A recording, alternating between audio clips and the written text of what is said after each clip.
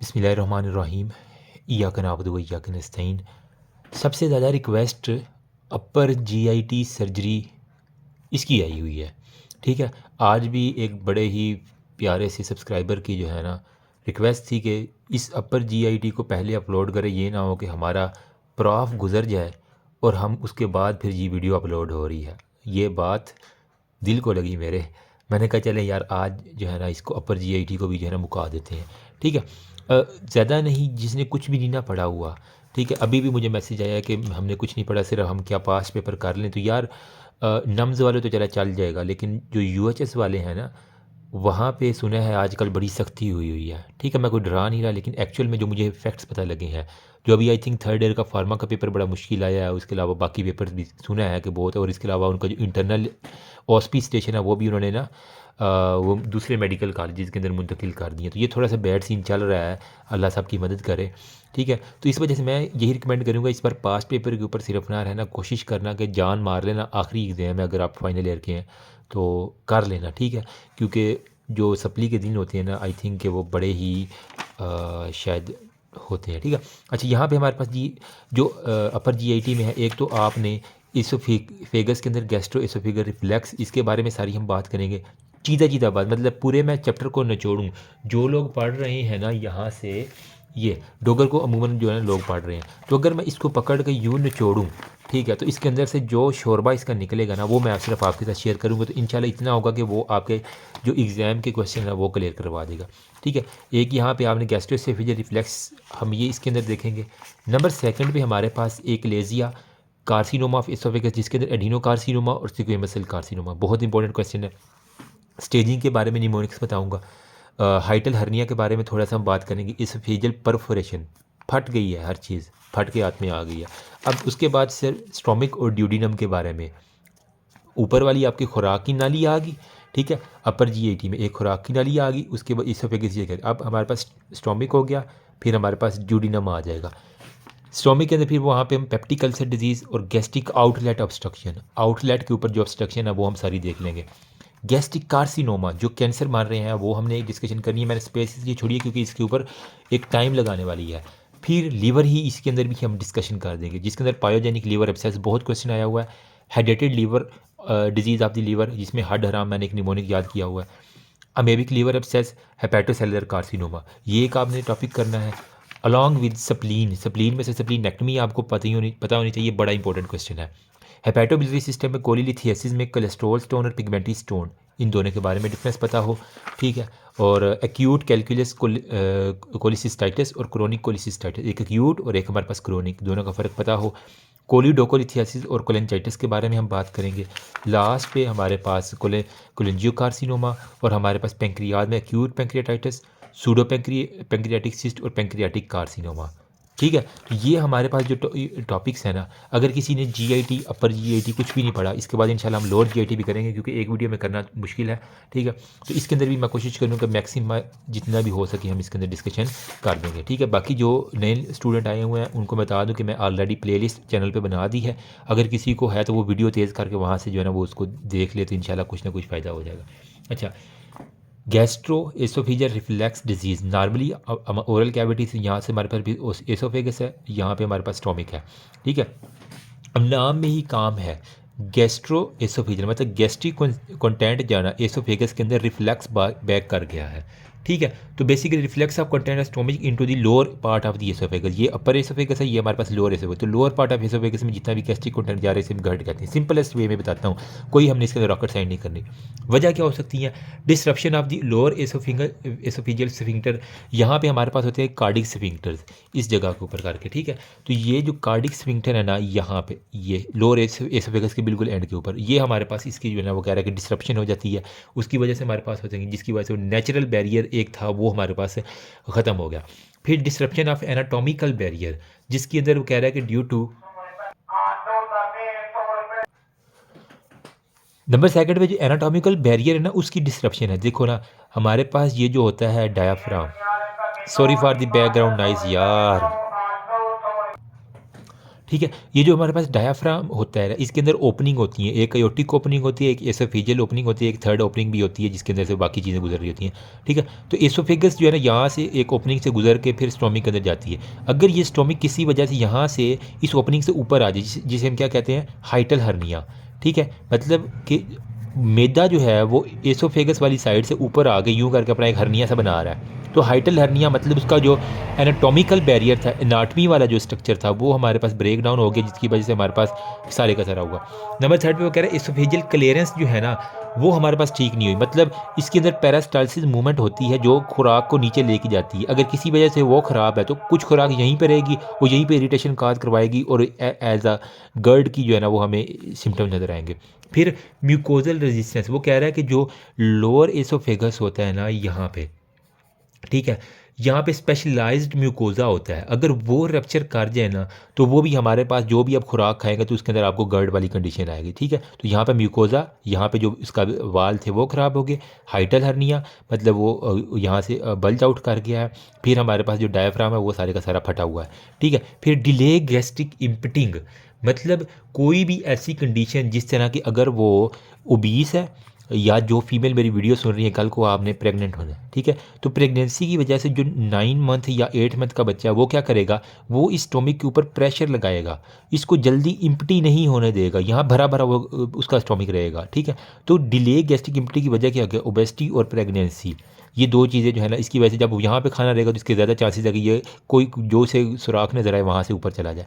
फिर हमारे पास other factors क्या हैं, अगर आप में से कोई शराब पी रहा है, अल्कोहल बहुत ज़्यादा पी रहा है, ठीक है, फ़ैट बहुत ज़्यादा खा रहा है, ठीक है, या फिर स्पाइसी डाइट बहुत ज़्यादा खा रहे हैं, ठीक है, तो उनके अंदर जो है ना ये बहुत चांसेस है कि उनके अंदर गर्ड हो जाएगा, क्योंकि वो सारी चीज़ें जो है ना वो एक रिएक्शन सा प्रोड्यूस कर देती हैं, शराब, फैट, अल्कोहल, तो इस तरह की।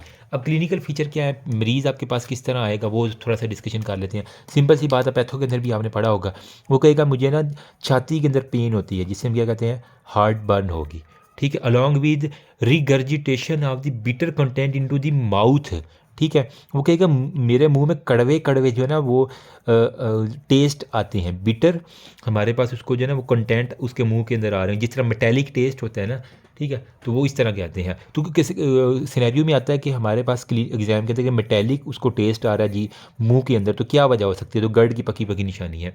फिर उसकी जो है ना वो बार बार क्योंकि वो ऊपर की तरफ रिगर्ज कर रही खुराक, तो यहाँ पे हमारे पास लेरेंजियल नर्व पड़ी हुई, इसकी इरिटेशन की वजह से उसको क्या होगा, क्रोनिक कफ के साथ वो सिम्टम्स आएंगे, ओह ओह खाऊँ खाऊँ मुझे एवं खाम खाई, ना सर्दी ना गर्मी की खांसी, बस एवं क्रोनिक हमारे पास कफ होगी। ठीक है। वजह क्या है, लेरेंक्स और वहाँ पे जो नर्व्स हैं लेरेंजियल इरिटेशन, मैं सिंपल लिख देता हूँ। ठीक है।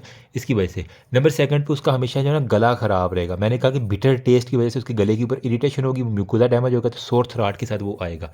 ठीक है। कभी कभार हो सकता है उसका जो ये चीज़ें हैं ये यहाँ पे एसोफेगस से एपिग्लॉटिस होते हुए सांस की नाली के अंदर जाके इरिटेशन काज करवा, और इवन वो एस्थमा लाइक कंडीशन भी हमारे पास काज, उसको ब्रेथलेसनेस और वो सारी की सारी, और फिर आप इसके अंदर हार्ट बर्न और साथ में आप चेस्ट पेन लगा दोगे। सिंपल सी बात है, थोड़ा सा दिमाग के ऊपर जोर दो तो आपके पास ये सारी सिम्टम्स आपको पता ही हैं। ठीक है। अब इसके अंदर वो कहता है कि डायग्नोसिस किस तरह आपने करना है, ये हम थोड़ी सी यहीं पर डिस्कशन कर लेते हैं। छोटा छोटा लिख रहा हूँ ताकि ईजिली हम जल्दी कवर कर लें। डायग्नोसिस में क्लिनिकल में आप क्या करना है, जब भी डायग्नोसिस का आ जाए ना कि डायग्नोसिस आप मैं क्या लिखता हूँ, सबसे पहले मैं लिखता हूँ हिस्ट्री और साथ में आपने जनरल फिजिकल एग्जामिनेशन, एक हेडिंग ये दे देनी, कुछ भी नहीं आता ये लाजमी लिखना। फिर आपने लिखना है डायग्नोसिस में जनरल इन्वेस्टिगेशन, एक हेडिंग दे देनी, और यहाँ पे फिर आप देनी है स्पेसिफिक इन्वेस्टिगेशन। ठीक है। तो इस तरह करके अगर आप लिखेंगे जनरल में आप CBC, LFT, RFT और इस तरह की जो नॉर्मल चीज़ें हैं ना वो आप यहाँ पे लिख दिया करते हैं। स्पेसिफिक के अंदर उस डिजीज़ से रिलेटेड जो मैं ओवरऑल बता रहा हूँ उस डिजीज़ से रिलेटेड जो चीज़ है वो आपने लिखनी होती है। तो अब इसके अंदर आप क्या लिखेंगे कि जो अपर GI की आपने एंडोस्कोपी करवा लेनी है। ठीक है। तो आप क्या करेंगे, जो अपर GIT ट्रैक है उस पूरे ट्रैक की, मतलब एसोफेगस, स्टोमिक और ड्यूडिनम और जेजिनम और वहाँ तक। ठीक है। तो अपर जो GIT है ना उसके अंदर आपने क्या करना, एंडोस्कोप एक कैमरा होता है वो डाल के आपने चेक कर लेना कि कहाँ पे जो है ना वो देना है। ठीक है। अगर वो ड्रग से ट्रीट नहीं हो रहा तो फिर आप उसके अंदर, ये नहीं कि हर पेशेंट में पहले उसको मेडिसिन देनी, अगर ठीक नहीं हो रहा तो फिर एंडोस्कोपी करनी है। ठीक है। फिर वो कह रहा है कि एसोफेजियल pH की रिकॉर्डिंग करनी है। ठीक है। मतलब हमारे पास खास इंस्ट्रूमेंट होते हैं जिससे हम pH रिकॉर्ड करते हैं, आया कि उसको हाइपर एसिडिटी तो नहीं है, तो pH रिकॉर्डिंग जो होते हैं ना वो किसके जरिए करते हैं, इम्पीडेंस, हमारे पास एक टेस्ट होता है इम्पीडेंस टेस्ट उसके ज़रिए हम कर लेते हैं। ठीक है, सिर्फ उन पेशेंट में जिनके अंदर गले का इन्फेक्शन हो या फिर बिफोर सर्जरी हमने कुछ इस तरह करना है, तो ये हमारे पास यूँ कहना है कि पीएच को मोनीटर करना, ये हमारे पास गोल्ड स्टैंडर्ड टेक्निक हमारे पास इसको कंसीडर किया जाता है। फिर कंटेंट रेडियोग्राफी जो है ना, हम बेरियम मील उसको खिला देते हैं और साथ में उसकी जो है पिक्चर लेते रहते हैं, तो बेरियम मील स्वेलो करवा के तो जहाँ जहाँ पे वो ख़राबी पैदा होती है तो वहाँ से बेरियम मील हमें बता देता है कि यहाँ पे ये ख़राबी है, तो ये सिंपल वर्ड में। ठीक है, अब यहाँ पे ट्रीटमेंट क्या है, ट्रीटमेंट में सिंपल आपने वही हेडिंग लिखनी है। एक आपने लिखनी है जनरल मेजरमेंट, ठीक है, फिर नंबर सेकंड पे आप लिखने है मेडिकल ट्रीटमेंट, और नंबर थर्ड पे हमारे पास सर्जिकल ट्रीटमेंट या सर्जिकल थेरापी जो भी आप कर लो। ठीक है, तो ये 3 हेडिंग इस तरह करके दिए हुए हो। जनरल में क्या करना है, मोटा है, ठीक है, तो उसको कहना है कि अपने आप की एक तो डाइट को मॉडिफाई करे, नंबर सेकंड पे उसको एक्सरसाइज करवा दो। जीआईटी में ये बड़ा इंपॉर्टेंट है, जीआईटी में एक्सरसाइज ये, साथ में उसको कहना है कि जितनी भी एसिडिक फूड है ना वो उसको रोक दे। मेडिकल ट्रीटमेंट में हाँ, साथ में जनरल में क्या करना है कि उसे कहना है कि रात को खाने के फ़ौरन बाद ना लेट जाया करे। ठीक है, ये नहीं कि खाया और बस जी लेटे लेटे जाए। ठीक है, और इवन के जो मैरिड लोग हैं उनको हम ये भी रिकमेंड करते हैं कि आपने खाने के फ़ौरन बाद जो है ना वो कोई भी सेक्सुअल एक्टिविटीज़ नहीं करनी। ठीक है, क्योंकि उसके दौरान भी जो है ना चांसेस होते हैं मोस्टली फीमेल को कि उनके रिगर्जिटेशन के चांसेस, हिस्ट्री यही आती है कि ड्यूरिंग सेक्सुअल इंटरकोर्स जो है ना उसको खांसी शुरू हो गई है। ठीक है, मुंह में कड़वे जाके आ रहे हैं, तो यार वो काम स्ट्रेनस एक्सरसाइज वाला है उसके अंदर आ जाता है। इस वजह से उन्हें कहते हैं कि कम से कम 2 घंटे खाने के बाद वेट किया करें। ठीक है, फिर हमारे पास क्या होता है मेडिकल थेरापी में क्या होता है, आप इसके अंदर अच्छा एक तो आपने यहाँ पे हेड ऊपर एलिवेट कर दिया और बाकी जो है ना वो अपना वेट जो सिखाना ठीक करना है। मेडिकल में आपने करना पीपीआई, प्रोटॉन पंप इनहिबिटर, किसको नहीं पता, आम जो है ना वो घरों में किसी की नाना दादा दादी वो ले ही रहा होगा। ठीक है, इसके अंदर एस्मोपेराजोल हो गया, ओमेप्राजोल, इसके अंदर वो सारे लिख देना, ओमेप्राजोल हो गया। इसके अलावा H2 जो ब्लॉकर्स है ना, receptor antagonist, H2 receptor antagonist, ये आप इसके अंदर दे देंगे। ठीक है, वो एसिड की सिक्रीशन को कंट्रोल कर देंगे। अगर नहीं ठीक हो रहा तो फिर आप सर्जिकल के अंदर जाएंगे, सर्जिकल में आप क्या करेंगे, टोटल फंडोप्लाइकेशन, एक आपको लफ्ज़ मैं बता रहा हूँ। ठीक है, टोटल फंडो प्लाइकेशन मतलब इसको हम कहते हैं कि upper end of the stomach along with the lower end of the oesophagus. ठीक है, इस प्रोसीजर का दूसरा नाम अगर पूछ ले तो उसको हम कहते हैं नेसेंस प्रोसीजर, भी NISSEN। तो फंडो प्लाइकेशन मतलब फंडस जो है ना, स्टोमिक क्या होता है, ये होता है फंडस हो गया ऊपर वाला, बॉडी हो गया, फिर बाकी यहाँ पे बाकी इस्टमस और वो चाहिए। तो फंडो प्लाइकेशन मतलब upper part of the stomach, ठीक है, जो ख़राबी है, और lower part of the GIT, ये वाला अगर हम निकाल दें पूरे का पूरा, ठीक है, तो इसके अंदर हमारे पास एक होती है टोटल फंडोप्लाइकेशन, इसके अंदर जो लोअर पार्ट ऑफ द एसोफेक्स जो उसके साथ स्फिंक्टर है। एक हमारे पास होती है जी पार्शियल फंडोप्लाइकेशन भी हम कर देते हैं। ठीक है, पार्शियल फंडोप्लाइकेशन इसके अंदर क्या करते हैं, upper end of the stomach along with lower end, लेकिन वहाँ पे जो है ना वो हमने क्या करना है कि एसोफेगस का जो है ना एक साइड, ठीक है, उसको छोड़ देना, और वो कहते हैं कि 270 जो डिग्री है ना अराउंड इट, वो इतनी आपने डिग्री जो है ना यहाँ पे 270 डिग्री तक छोड़ देना है एसोफेगस, वो नहीं काटना। ठीक है, क्यों क्यों हमने नहीं काटना, हमने क्योंकि बाद में हमारे पास गैस ब्लॉट सिंड्रोम हो सकती हैं, तो इससे बचाने के लिए हमने जो है ना वो पार्शियल जो करते हैं। ठीक है, गैस ब्लॉट सिंड्रोम से प्रिवेंट करने के लिए हम पार्शियल फंडोप्लाइकेशन करते हैं, वरना टोटल फंडोप्लाइकेशन जिसे नेसेंस कहते हैं वो करते हैं। ठीक, ये हमारे पास। अब कम्प्लिकेशन क्या है अगर हमने इसको ट्रीट ना किया, तो देखो बार बार एसिड जा रहा है, एसिड जा रहा है, एसिड जा रहा है, तो यहाँ पे क्या होगा, बैरेट एसोफेगस होगी, मतलब जो उसकी म्यूकोजा एपिथीलियम है यहाँ पे कौन सी होती है, स्क्वेमस एपिथीलियम होती है, वो हमारे पास कलमनर के अंदर चेंज हो जाएगी। ठीक है, तो इसे नंबर 1 पे आप कम्प्लिकेशन में क्या लिख सकते हैं, यहाँ पे हमारे पास बैरेट एसोफेगस हमारे पास हो सकती है। तो इसके अंदर क्या हो गया, जो लोअर स्क्वेमस एपिथीलियम है वो हमारे पास कोलमनर के अंदर तब्दील हो जाएगी।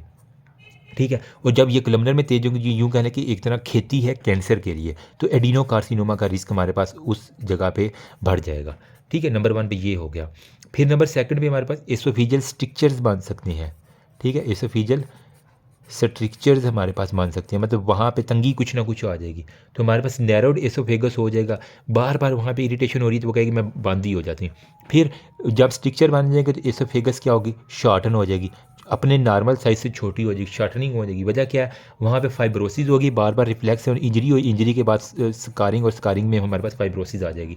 ठीक है, और इवन जब वो छोटी होगी तो अपने साथ ये वाला स्टोमिक भी ऊपर ले जाएगी, तो इसकी वजह से क्या होगा, स्टोमिक डायाफ्राम से ऊपर आ गया, जिसकी वजह से हमारे पास क्या होगा, हाइटल हर्निया। तो स्मॉल एसोफेगस हमारे पास हाइटल हर्निया की एक बड़ी वजह बन जाता है। ठीक है, फिर हमारे पास वो कह रहा है कि एक रिंग होती है, circular C ring around the gastroesophageal junction, जिसे हम कहते हैं SCHATIZKI, शटज़काई, पता नहीं रिंग इसको क्या पढ़ते हैं, मुझे नहीं पता प्रोनाउंसिएशन। तो ये शटज़ाई रिंग जो है ना, ये यहाँ पे इस एरिया के ऊपर बन जाएगी जब बार बार, तो एक रिंग सी बन जाएगी जो उसको पकड़ के रख देगी, तो हमारे पास काफ़ी ख़राबी हो जाएगी। ठीक है, अब जिसे फंडोप्लाइकेशन की समझ नहीं आ रही, तो यहाँ पे देखो, ये जो फंडस ऑफ द स्टोमिक और इसके ऊपर जो है ना हमारे पास जो लोअर एसोफेगस है, ठीक है, इसको हमने वो कह रहा है कि क्या करना है, upper end of the oesophagus around the whole of the lower GIT जो है ना वो हमने ट्रीट करनी है।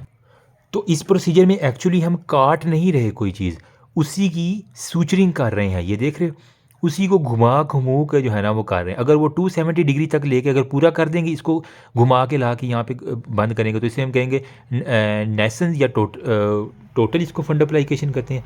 अगर हमने 270 डिग्री तक करना है तो इसे हम कहेंगे कि ये हमारे पास पार्शियल होगी। तो ये फंडोप्लाइकेशन के बाद इस तरह की आपके पास थैली सी बन जाती है।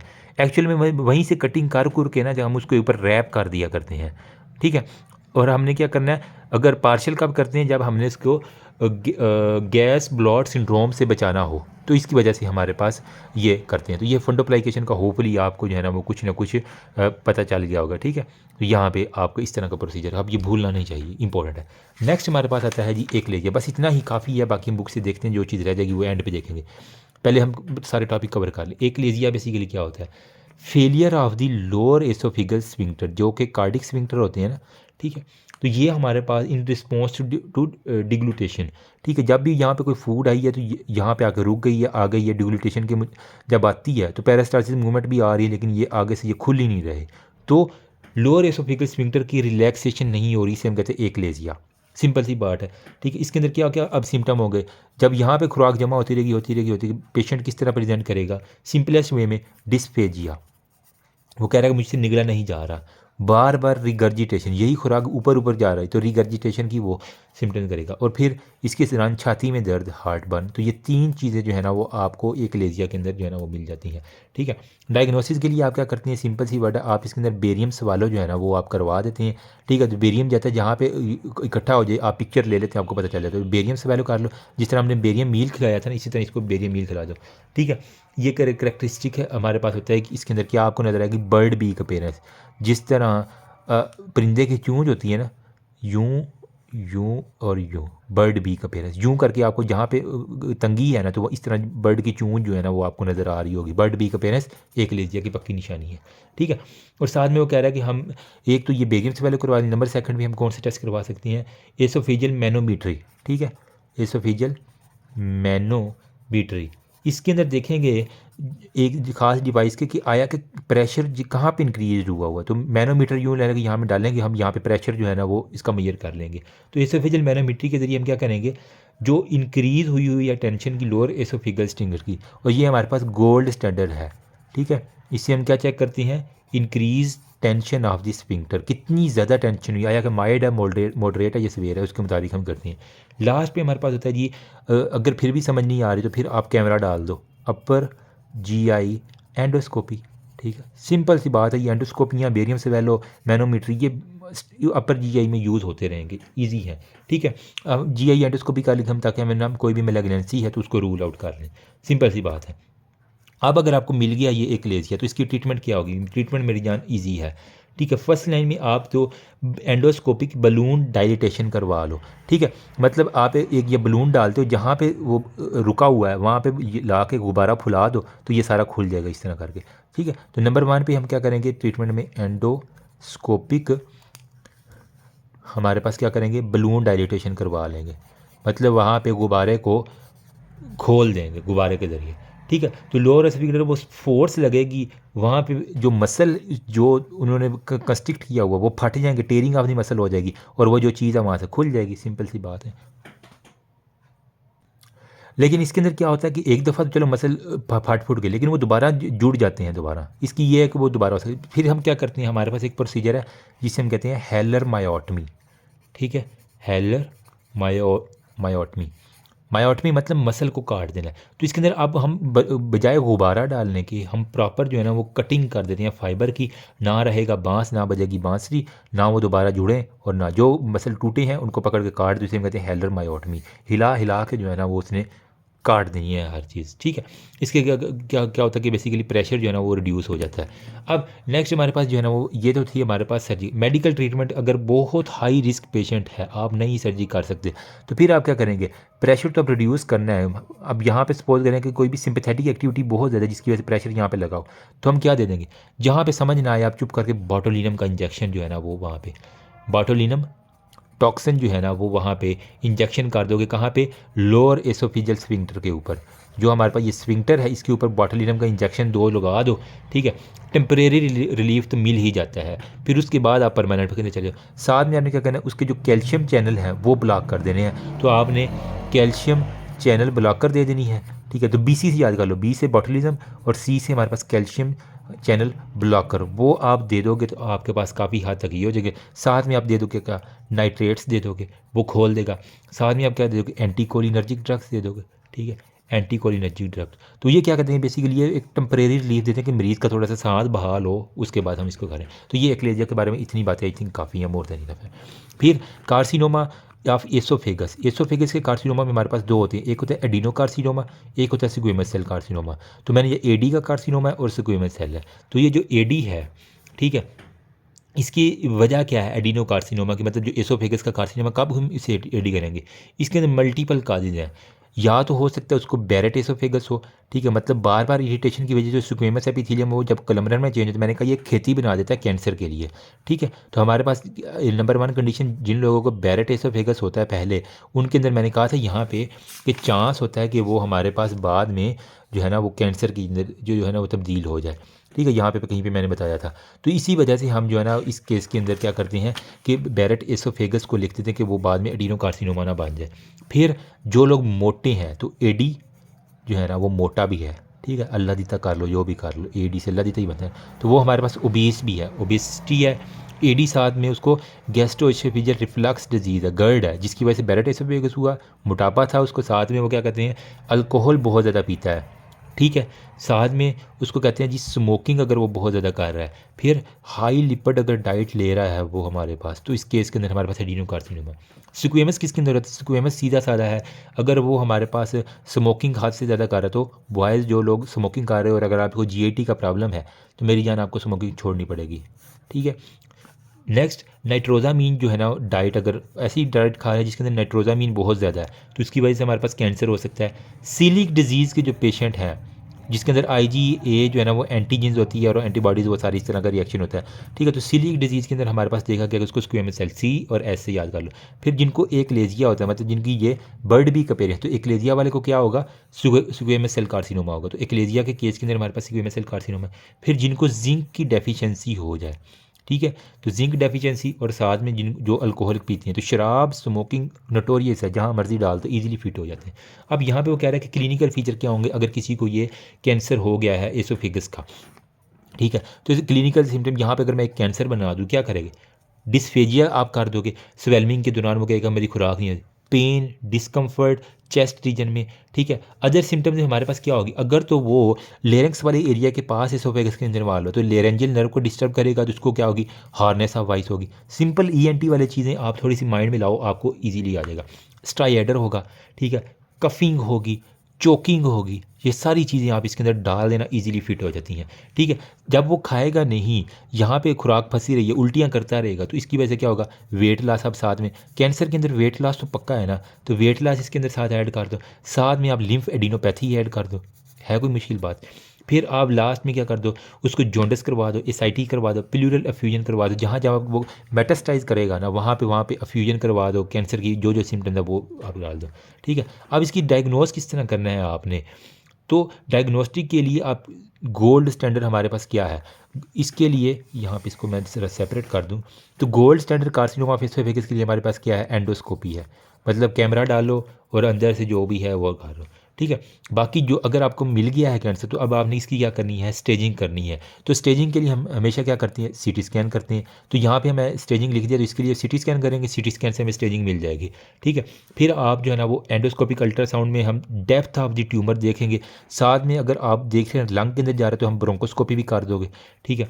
साथ में आप लेप्रोस्कोपी भी देख, अगर वो पेट के अंदर मेटास्टाइज करके लेप्रोस्कोपी कर लो। फिर आपके पास एक होता है जी पेट स्कैन, अगर उसका जो है ना लीवर के अंदर मेटास्टाइज हुआ तो आप इसके अंदर पेट स्कैन भी आप कर सकते हो। ईजी हो गया। अब इसकी स्टेजिंग की बात हम कर लेते हैं। तो स्टेजिंग के अंदर वो कह रहा है कि हमारे पास जो अगर प्राइमरी ट्यूमर है तो इसके अंदर T1, T2, T3 और T4 आ जाते हैं। तो हम T1 कब कहेंगे प्राइमरी ट्यूमर को, जब वो इन्वेड करे किसको, म्यूकोज। इसके अंदर भी हमारे पास होता है जी T1A और T1B। मोस्ट सिंपलेस्ट वे में बता रहा हूँ, अगर वो सिंपल म्यूकोज़ा को इन्वॉल्व करें, हमारे पास कौन कौन सी लेयर होते हैं, म्यूकोज़ा, सब म्यूकोज़ा, मस्कुलैरस और एडवेंटिशिया, ये 4 लेयर होती हैं। अगर वो सिर्फ म्यूकोज़ा को इन्वॉल्व करे तो T1A, अगर वो सब म्यूकोज़ा को इन्वॉल्व करे तो T1B हो जाएगा। ठीक है। तो सब म्यूकोज़ा के लिए हमारे पास T1B हो गया। फिर T2 में हमारे पास क्या हो गया, हमारे पास मस्कुलैरस प्रोप्रिया आ जाते हैं। म्यूकोज़ा सब म्यूकोज़ा मस्कुलैरस हो गया ना, तो थर्ड लेयर अगर इन्वॉल्व है ना, मस्कुलैरस प्रोप्रिया इन्वॉल्व है। ठीक है, वो हो गया। T3 भी हमारे पास क्या होगा, अगर वो एडवेंटिशिया इन्वॉल्व कर ले तो फिर हमारे पास T4 क्या होगा, मतलब अब चारों लेयर T3 तक इन्वॉल्व होगी। अगर वो अपनी लेयर से भी बाहर सराउंडिंग स्ट्रक्चर को इन्वॉल्व कर रहा है तो वो फिर T4 है। मतलब तीनों चारों लेयर, म्यूकोज़ा सब mucosa muscularis adventitia along with adjacent structure भी इन्वॉल्व कर लिया, मतलब सराउंडिंग स्ट्रक्चर भी उसने इन्वॉल्व कर ली है। तो हमारे पास हो गया T1। तो टी हो गया NM क्लासिफिकेशन है TNM, तो हमने टी कर लिए। एन में हमारे पास क्या होगा, N0 हो सकता है या N1 हो सकता है। अगर कोई लिम्फ नोड इन्वॉल्व नहीं है तो N0 है, अगर लिम्फ नोड इन्वॉल्व है तो N1 होगा। ठीक है। फिर M के लिए M0 होता है या M1 होता है, अगर वो मेटास्टाइज नहीं किया तो M0 है, अगर वो मेटास्टाइज करके तो M1 है। तो ये क्लासिफिकेशन लिख लो, ईजी है। अभी अभी आप हमने कर लिए। ठीक है। अब वो कह रहा है कि हमने मोडेलिटीज़ क्या करनी है ट्रीटमेंट के अंदर। पहले तो ये थे ना कि हम काट दें, इसके लिए कुछ प्रोसीजर हैं। आई थिंक यहाँ पे मैंने जगह कम छोड़ी है, लेकिन चलो इसको हम एंड पे कर लेते हैं यहाँ पे। ठीक है। यहाँ पे मैं आपको बता देता हूँ कि जो हमारे पास कैंसर है एसोफेगस का, ठीक है, इसके लिए हमने क्या क्या मोडेलिटीज़ की हुई हैं। नंबर 1 पे आप सर्जरी कर दो, जिस एरिया का है उसको पकड़ के यहाँ से काट दो, कट एंड रिपेयर, मतलब एसोफेगेक्टमी जिसे हम कहते हैं। एसोफेगेक्टमी जो है ना वो हम कर देंगे, वो ही से ही काट देंगे। ठीक है। अब इसके साथ वो कह रहा है कि इसकी भी अब फर्दर जो है ना वो 3 तरह की रिसेक्शंस आ चुकी हैं। एक में वो कह रहा है हमारे पास क्या होती है, मैक कैवन 3 स्टेज। ठीक है, मैक कैवन 3 स्टेज एसोफेगेक्टमी, एसोफेगेस्टमी। नंबर 2 भी हमारे पास होती है जी IVOR, आइवर लुइस प्रोसीजर। ठीक है। और नंबर 3 पे हमारे पास कौन सा होती है, ट्रांस हाइटल रिसेक्शन। तो ये 3 जो है ना वो प्रोसीजर एसोफेगेक्टमी में होते हैं। यहाँ पे जो मैक कैवन, आई थिंक ये किसी साइंटिस्ट के नाम है जिनके ऊपर उन्होंने अपने ही नाम के ऊपर रख दिया। ये बड़ी अजीब सी बात है, मुझे नहीं लगता कि इस तरह करना चाहिए। अपर थर्ड ऑफ द एसोफेगस, ठीक है, मैक कैवन में क्या करना है, हमने अपर थर्ड ऑफ द एसोफेगस एक तो रिमूव करना है, साथ में आपने इंसिजन देनी है upper mid line of the abdomen पे, ताकि हम मोबिलाइज कर सकें स्टोमिक को और लोअर एसोफेगस को। ठीक है। उसके बाद वो कह रहा है कि हम ना सेकेंड इंसिजन कहाँ पे देते हैं, राइट चेस्ट पे। तो हमने फर्स्ट इंसिजन देना है कहाँ पे, एक हमने देना है, तो देखो ना उसने नाम में लिखा हुआ 3 स्टेज एसोफेजियल, मतलब हमने 3 इंसिजन देने हैं, फर्स्ट इंसिजन, सेकेंड इंसिजन और हमारे पास थर्ड इंसिजन। ठीक है। तो 3 तरह के। जो फर्स्ट इंसिजन आपने कहाँ पे देना है, upper mid line of the abdomen. तो एब्डोमेन पेट के ऊपर सारे हाथ लगाओ, उसकी जो मिड लाइन है मैं भी दिखाता हूँ, ऑफ एब्डोमेन, इसके ऊपर फर्स्ट इंसिजन देंगे, ताकि हम जो मैदा है, ठीक है, एब्डोमेन है ना ये सारे का, ठीक है, तो यहाँ पे जो फर्स्ट इंसिजन देंगे ताकि हम मैदा और वो सारे के सारे जो चीज़ें मोबिलाइज कर सकें और ताकि हमारे पास एसोफेगस इजीली विजिबल हो। सेकंड इंसिजन हमने कहाँ देना है, राइट चेस्ट के पोर्शन के ऊपर देना है। तो राइट मतलब इस साइड पे सारी राइट साइड होती है ना, तो राइट चेस्ट के पोर्शन के ऊपर सेकंड इंसिजन देना है। नंबर 3 वाला जो है ना वो आपने नेक के ऊपर जो है ना वो देना है, ताकि हमारे पास जो अनास्टमोसिस है ना मोबिलाइज उसके वो एसोफेजियल वेरिसेस के साथ जितने भी सर्वाइकल अनास्टमोसिस है वो हम बना सकें। तो 3 इंसिजन नेक के पास देने होते हैं। तो जिसको नहीं समझ आई ना वो ये देखो, इसके अंदर बड़े आपको विजिबल नज़र आ रहे हैं। फर्स्ट इंसिजन देखो कहाँ पे दे रहा है, upper mid of the abdomen, second right chest के ऊपर उसने दिया, थर्ड उसने नेक के ऊपर दिया। तो ये 3 इंसिजन देखो, जो मिड लाइन पे हमने दिए हैं पेट में, ताकि हम इसको स्टोमिक को मोबिलाइज कर सकें। यहाँ पे हम जो है ना वो एसोफेगस को देख सकें, जो चेस्ट के ऊपर हमने ये राइट साइड पे दिया है, यहाँ पे करके देंगे ताकि हमारे पास ये सारे एनास्टोमोस हो। नेक के ऊपर हमने यहाँ पे सारी चीज़ें देखनी, ताकि कोई नर्व वगैरह तो इसके देने। तो ये 3 इनसिजन आपने देने होते हैं, बिल्कुल ईजी आपको नज़र। ये देखो, ये पहला इनसिजन दे के खोला, ये दूसरा दे के खोला, ये तीसरा यहाँ पे गले पे था, ताकि हमारे पास एनास्टोमोसिस जो है ना वो ईजिली विजिबल हो जाए। होपफुली मैं अपनी बात समझा पाया हूँ। नेक्स्ट हमारे पास आते हैं एवर लेविस प्रोसीजर। इसके अंदर क्या होता है, ये वाला हमने सारा प्रोसीजर किसके लिए किया था, अगर हमारे पास जो है ना वो अपर 1/3 के अंदर जो है ना ट्यूमर है, तो इसी वजह से हमने नेक को भी एक्सपोज किया था। अगर हमारे पास अब अपर की बजाय मिडल 1/3 ऑफ द एसोफेगस के अंदर हमारे पास ट्यूमर है, तो इसके लिए हम आइवर लेविस ऑपरेशन जो है ना वो हम करते हैं। तो for tumour in middle third of the oesophagus, ठीक है, मिडल थर्ड ऑफ एसोफेगस के लिए हम आइवर लेविस ऑपरेशन करते हैं। इसके अंदर हम किसी के लिए क्या करते हैं, 2 इंसिजन हमने देने होते हैं। 1 in the upper middle of the abdomen, same जिस तरह यहाँ पे हमने मिडल ऑफ दी एब्डोमेन के ऊपर दिया था ना, तो फर्स्ट इंसिजन हमने अपर मिडल ऑफ दी एब्डोमेन जो है ना वो आपने देना होता है, ठीक है, ऑफ द स्टोमिक और लोअर एसोफेगल हम। सेकंड जो है वो हमने सिर्फ राइट चेस्ट के पोर्शन के ऊपर देना होता है, ताकि हम ना सेकंड जो है वो हम राइट चेस्ट के ऊपर सिंपल देते हैं, ताकि हम थोरैक्स और इसके जो थोरैसिक एनास्टोमोसिस है वो हम इजीली बना। सिर्फ 2 इंसिजन हमने देनी है, एक हमने अपर मिडिल ऑफ देना और दूसरा राइट चेस्ट के ऊपर हम देना है, बस 2। इसके अंदर 3 थे, इसके अंदर 2 आ गए। लास्ट में हमारे पास आता है जी ट्रांस हाइटल रिसेक्शन। हाइटल में मतलब क्या था कि ये जो डायफ्राम है इसके अंदर से अगर स्टोमिक जो है ना वो ऊपर बल्ज कर जाए, तो यहाँ पे एक हर्निया सा बना दे, जिसे हम ट्रांस हाइटल हर्निया कहते हैं, इसकी हम रिसेक्शन कर दें। तो ये कब होगा, जब हमारे पास लोअर 1/3 का ट्यूमर होगा। तो लोअर 1/3 के लिए ये है, मिडल 1/3 के लिए ये प्रोसीजर है, अपर 1/3 के लिए ये प्रोसीजर है। मज़ा आया नहीं आया, ठीक है। तो ट्रांस हाइटल रिसेक्शन हमने कब करनी है, जब हमारे पास क्या हो, tumour of the lower third of the oesophagus हो, ठीक है। अब आपके पास सिनेरियो जो भी है उस हिसाब से आपने वो प्रोसीजर इसके अंदर डाल देना। तो lower third of the oesophagus में अगर ट्यूमर है, तो इसके अंदर भी हमने ना 2 ही इंसिजन करनी होती है, 1 in the upper middle line, ठीक है, ताकि हम लोअर एसोफेगस को देखें। सेकंड जो है ना वो हम नेक के अंदर देते हैं, ठीक है। यहाँ पे हमने सेकंड कहाँ पे दिया था, राइट चेस्ट के ऊपर, लेकिन यहाँ पे हमने एक वही same middle of the abdomen, second वाला हमने नेक के ऊपर देना होता है, ताकि हम सर्वाइकल एसोफेगस को मोबिलाइज करें और सर्वाइकल एनास्टोमोसिस जो है ना स्टोमिक के साथ उसको सारा रीगेन करें। अभी अजान हो रही है, बाकी अजान की बात करते हैं। ओके जी, हम बात कर रहे थे इन 3 प्रोसीजर की, ठीक है। आइवर लेविस की जिसका नहीं बना था ना वो सिंपल वही, एक तो मिड लाइन में इंसिजन दिया है, एक बाकी ये एक यहाँ पे इंसिजन, एक यहाँ पे इंसिजन। सारे जो है ना अपने पेट के ऊपर हाथ लगाओ और अपनी बगल के पास हाथ लगाओ राइट चेस्ट के ऊपर। तो ये वाला आइवर लेविस ऑपरेशन है। ट्रांस हाइटल में एक यहाँ पे देंगे और एक गर्दन के पास देंगे, तो ये हम ट्रांस हाइटल है। यहाँ पे हम तीनों इंसिजन अकाउंट मिला के दे देंगे, बस सिंपल सी बात है, ठीक है। तो ये हमारे पास ये सारे हो गए। अब यहाँ पे कॉम्प्लिकेशन क्या हो सकती है इसकी, वो कॉम्प्लिकेशन यही है कि हमने जो एनास्टोमोस बनाया वो हमारे पास कॉम्प्लिकेशन में लीक कर सके। हो सकता है हम कोई जो है ना वो नर्व को इंजरी कर दें, ठीक है। नमूनिया हो सकता है, एक्यूट रिस्पायरेटरी डिस्ट्रेस सिंड्रोम हो सकता है, वाउंड के अंदर इन्फेक्शन हो सकता है और कार्डिक कॉम्प्लिकेशन आप खुद भी लिख सकते हैं, कोई मुश्किल नहीं है। फिर एसोफेगेक्टमी जो है ना एक प्रोसीजर हो गया कि हमने काट के रिमूव किया। क्या कैंसर की सिर्फ यही ट्रीटमेंट है कि काटो और रिमूव कर, नहीं।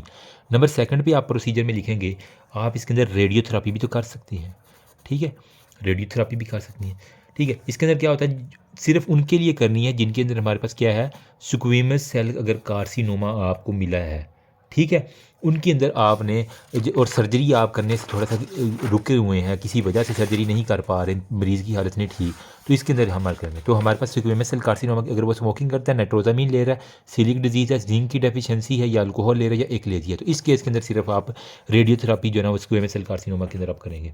फिर क्या एक सिर्फ रेडियो ही करेंगे, नहीं, कीमोथेरापी भी हमारे पास कैंसर का एक ट्रीटमेंट है। तो इसके अंदर हम क्या करेंगे, मेडिसिन देंगे जिसके अंदर हमारे पास क्या, सिस्ट प्लास्टिन जो है ना वो आप दे सकते हैं, सिस्ट प्लास्टिन हो गया, या 5 फ्लोरो यूरासिल आप इसके अंदर दे सकते हैं, ठीक है, ये कर सकते हैं। और साथ में आप जो है ना पैलिएटिव ट्रीटमेंट लाजमी करेंगे, ठीक है, ताकि हम रिलीव कर सकें सिम्टम्स को। स्टंटिंग आप दी एसोफेगस कर लेंगे, मतलब वहाँ पे कोई स्टंट डाल देंगे प्लास्टिक का, जिसकी वजह से हमारे पास फूड इजीली जाए। वो बड़ा एक ब्रीफ खुला हुआ है, ठीक है, टॉपिक है, इसको हम एंड पे देखेंगे अगर टाइम मिला तो, ठीक है। फिर इसके अलावा आप क्या कर सकते हैं, लेज़र थेरापी आप इसके अंदर कर सकते हैं, ठीक है। फिर आप क्या कर सकते हैं, इसके अंदर रेडियो और कीमो हो गया। अब प्रिंसिपल ऑफ द ट्रीटमेंट क्या है, किन केसेस में आपने ये वाला करना है। हमने कहा ना हमने स्टेजिंग की है, तो स्टेजिंग करने का कोई तो हमारे पास फ़ायदा हो ना, ये वाली जो स्टेजिंग की है। तो इसके अंदर वो कह रहा है हम यहाँ पे चलो ये इसके अंदर स्टेजिंग लिख देते हैं। प्रिंसिपल ऑफ द ट्रीटमेंट कभी कभार पूछते तो आपको पता होना चाहिए, प्रिंसिपल ऑफ द ट्रीटमेंट तो इसके अंदर आप क्या लिखेंगे, अगर तो इसको T1A और N0 हो, ठीक है, एक कंडीशन ये है, T1A म्यूकोजा और N0 अभी वो स्प्रेड नहीं किया, नंबर 1 पे ये कंडीशन है। तो इसके अंदर आप क्या करेंगे, सिंपल एसोफेगेक्टमी जो है ना वो आप कर देंगे, मतलब एसोफेगस वाला ये वाला, इनमें से कोई प्रोसीजर एक करेंगे। अब आप डिपेंड करता है अपर हो रहा है, मिडल हो रहा है या लोअर हो रहा है। अगर अपर हो तो मैकेवन आइवर या फिर हम ट्रांसहाइटल डिसेक्शन। नंबर 2 पे स्टेजिंग में हमारे पास कह रहा है कि अगर किसी को T1B हो, मतलब अब म्यूकोजा सब म्यूकोजा भी इन्वॉल्व है, ठीक है, अलॉन्ग विद T2 हो जिसके अंदर मस्कुलरस प्रोप्रिया इन्वॉल्व है, और अलॉन्ग विद N0 मतलब उसका कोई भी लिम्फ नोड पे स्प्रेड नहीं हुआ। तो फिर आप इसके अंदर क्या क्या ऑप्शन आपके, एक तो आपने एसोफेगेक्टमी कर देनी है, along with local lymph node जो है ना उसकी डाइसेक्शन लाजमी करनी है। क्यों, इसका कभी चांस है कि T2 के बाद वो स्प्रेड कर जाए, ठीक है, एक ये कंडीशन। नंबर 3 पे हमारे पास है कि T2 भी हो गया, अब T1 भी हो गया, दोनों क्लियर हो गए, T3 वाला रह गया और NX है, मतलब अब वो लेमिना प्रोप्रिया के बाद एडवेंटिशिया तक चला गया। तो यहाँ पे हमारे पास लेमिना प्रोप्रिया था, यहाँ पे अब एडवेंटिशिया की लेयर तक चला गया। यहाँ पे मैंने सारी आपको समझाई। तो एडवेंटिशिया तक T3 के अंदर गया, तो अगर T3 तक चला गया तो इसका मतलब आपने क्या करना है, एक तो आपने एसोफेगेक्टमी कर देनी है, साथ में रेडियोथेरापी देनी है, साथ में आपने मेरी जान कीमो भी दे देनी है, ठीक है, रेडियो और कीमो में 5-फ्लोरोयूरासिल और सिस्टप्लास्टिन, तो रेडियोथेरापी प्लस कीमोथेरापी आप दे देंगे। और अगर T4 है तो फिर आप क्या करेंगे, मतलब वो लोकली स्प्रेड कर गया बहुत ज़्यादा अंधों की तरह, फिर आप उसके अंदर पैलिएटिव ट्रीटमेंट करेंगे। पैलिएटिव ट्रीटमेंट में हमने क्या देखा था कि उसकी जो है ना वो सिंपल सी जो भी उसके सिम्टम्स आ रहे हैं उसको रिमूव कर दो, और उसको कहो कि यार अब ये बहुत ज़्यादा फैल चुका है, ठीक है, तो सिम्टम के लिए आप स्टंटिंग ऑफ दी एसोफेगस कर दो ताकि फूड इजीली बस चली जाए, ठीक है। तो जहाँ पे हमारे पास कैंसर है तो वहाँ पे थोड़ी सी क्रॉच के बाद स्टंटिंग कर दो ताकि खुराक इजीली जाए, और लेट हिम डाई पीसफुली। ये नहीं कि उसको अजीज़ें दे दे के मारना, नहीं, अगर बहुत ज़्यादा स्प्रेड करके तो फिर उसका कैंसर का इलाज हमारे पास नहीं है अभी तक। नेक्स्ट हमारे पास है जी हाइटल हर्निया।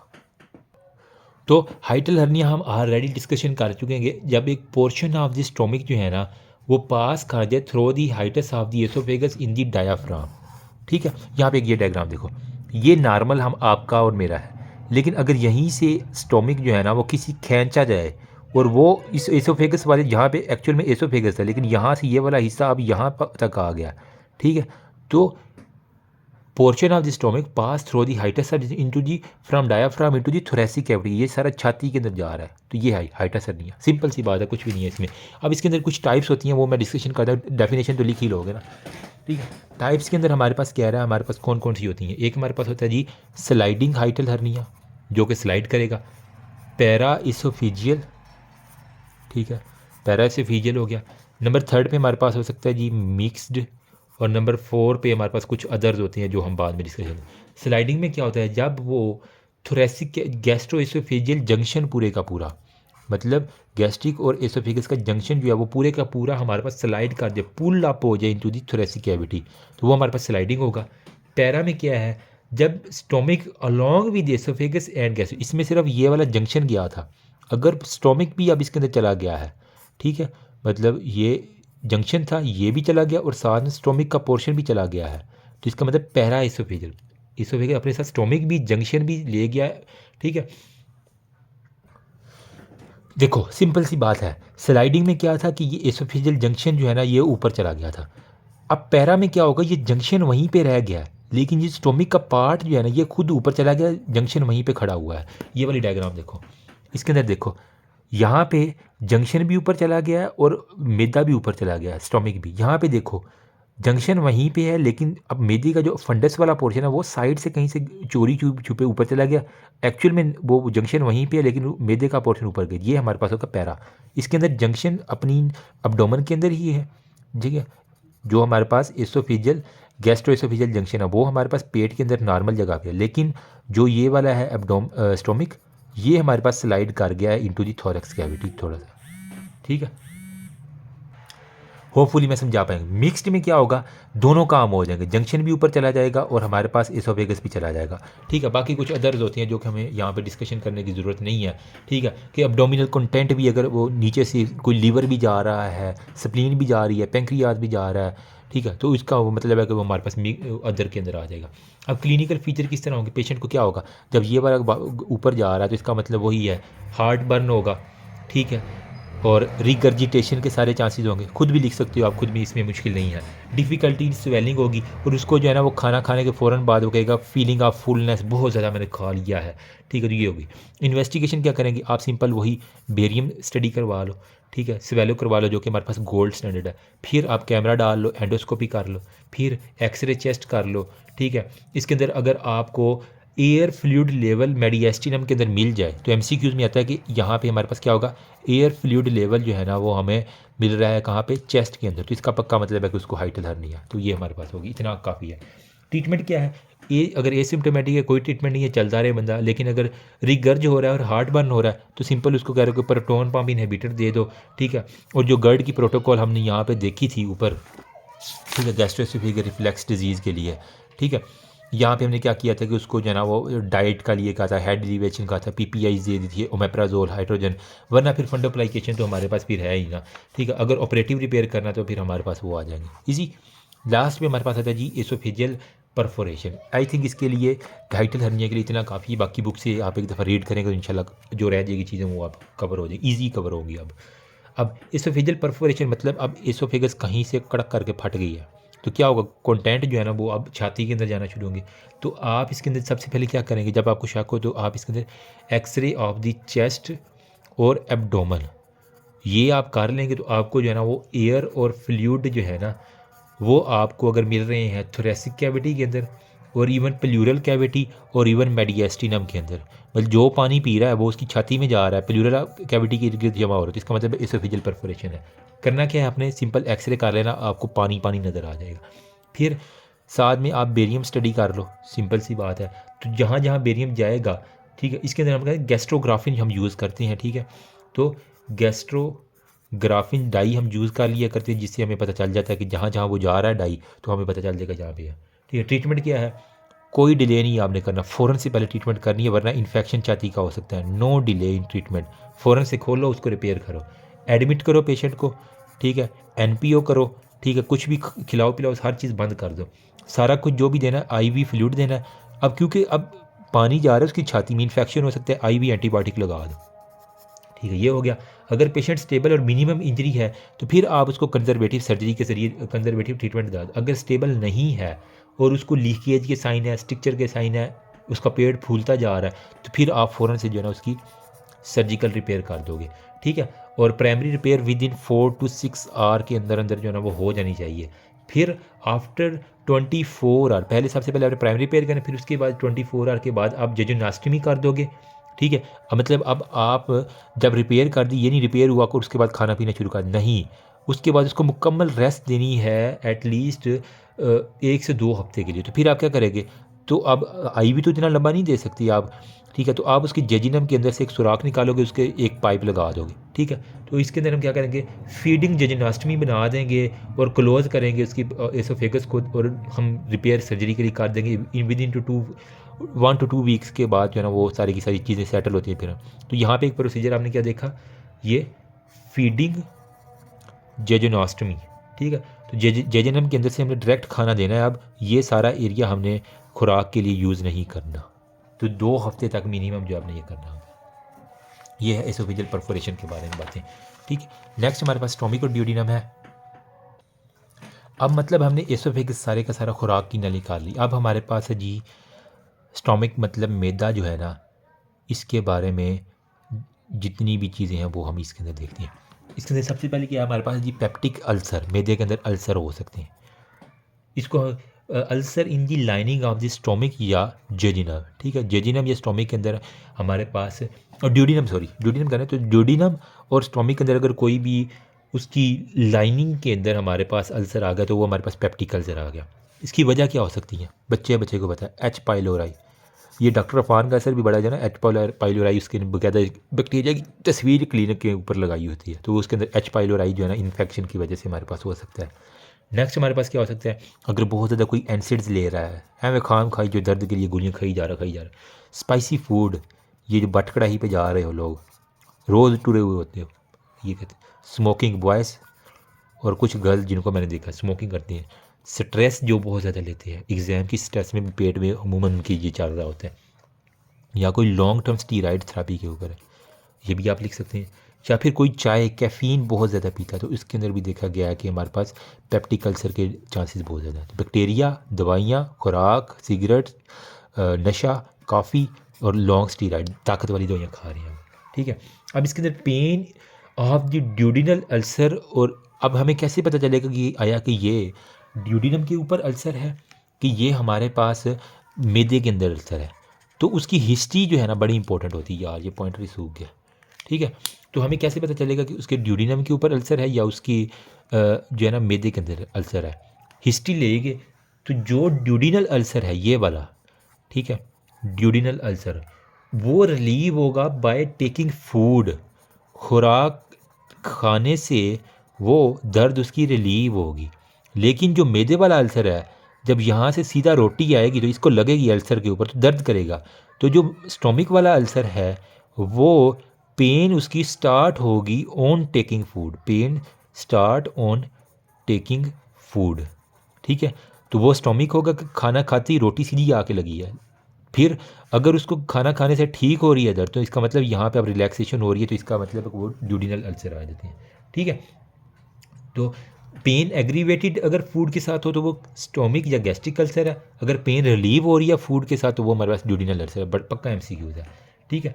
अब वो कह रहा है कि मोस्टली जो है ना वो कहाँ पे ड्यूडिनम के, तो मोस्टली हमारे पास first part of the duodenum जो मैदे के साथ वाला पार्ट है, ये एमसीक्यू हो जाता है कि फर्स्ट पार्ट ऑफ ड्यूडिनम सबसे ज़्यादा इन्वॉल्व होता है, ये आपने इसको देख लेना।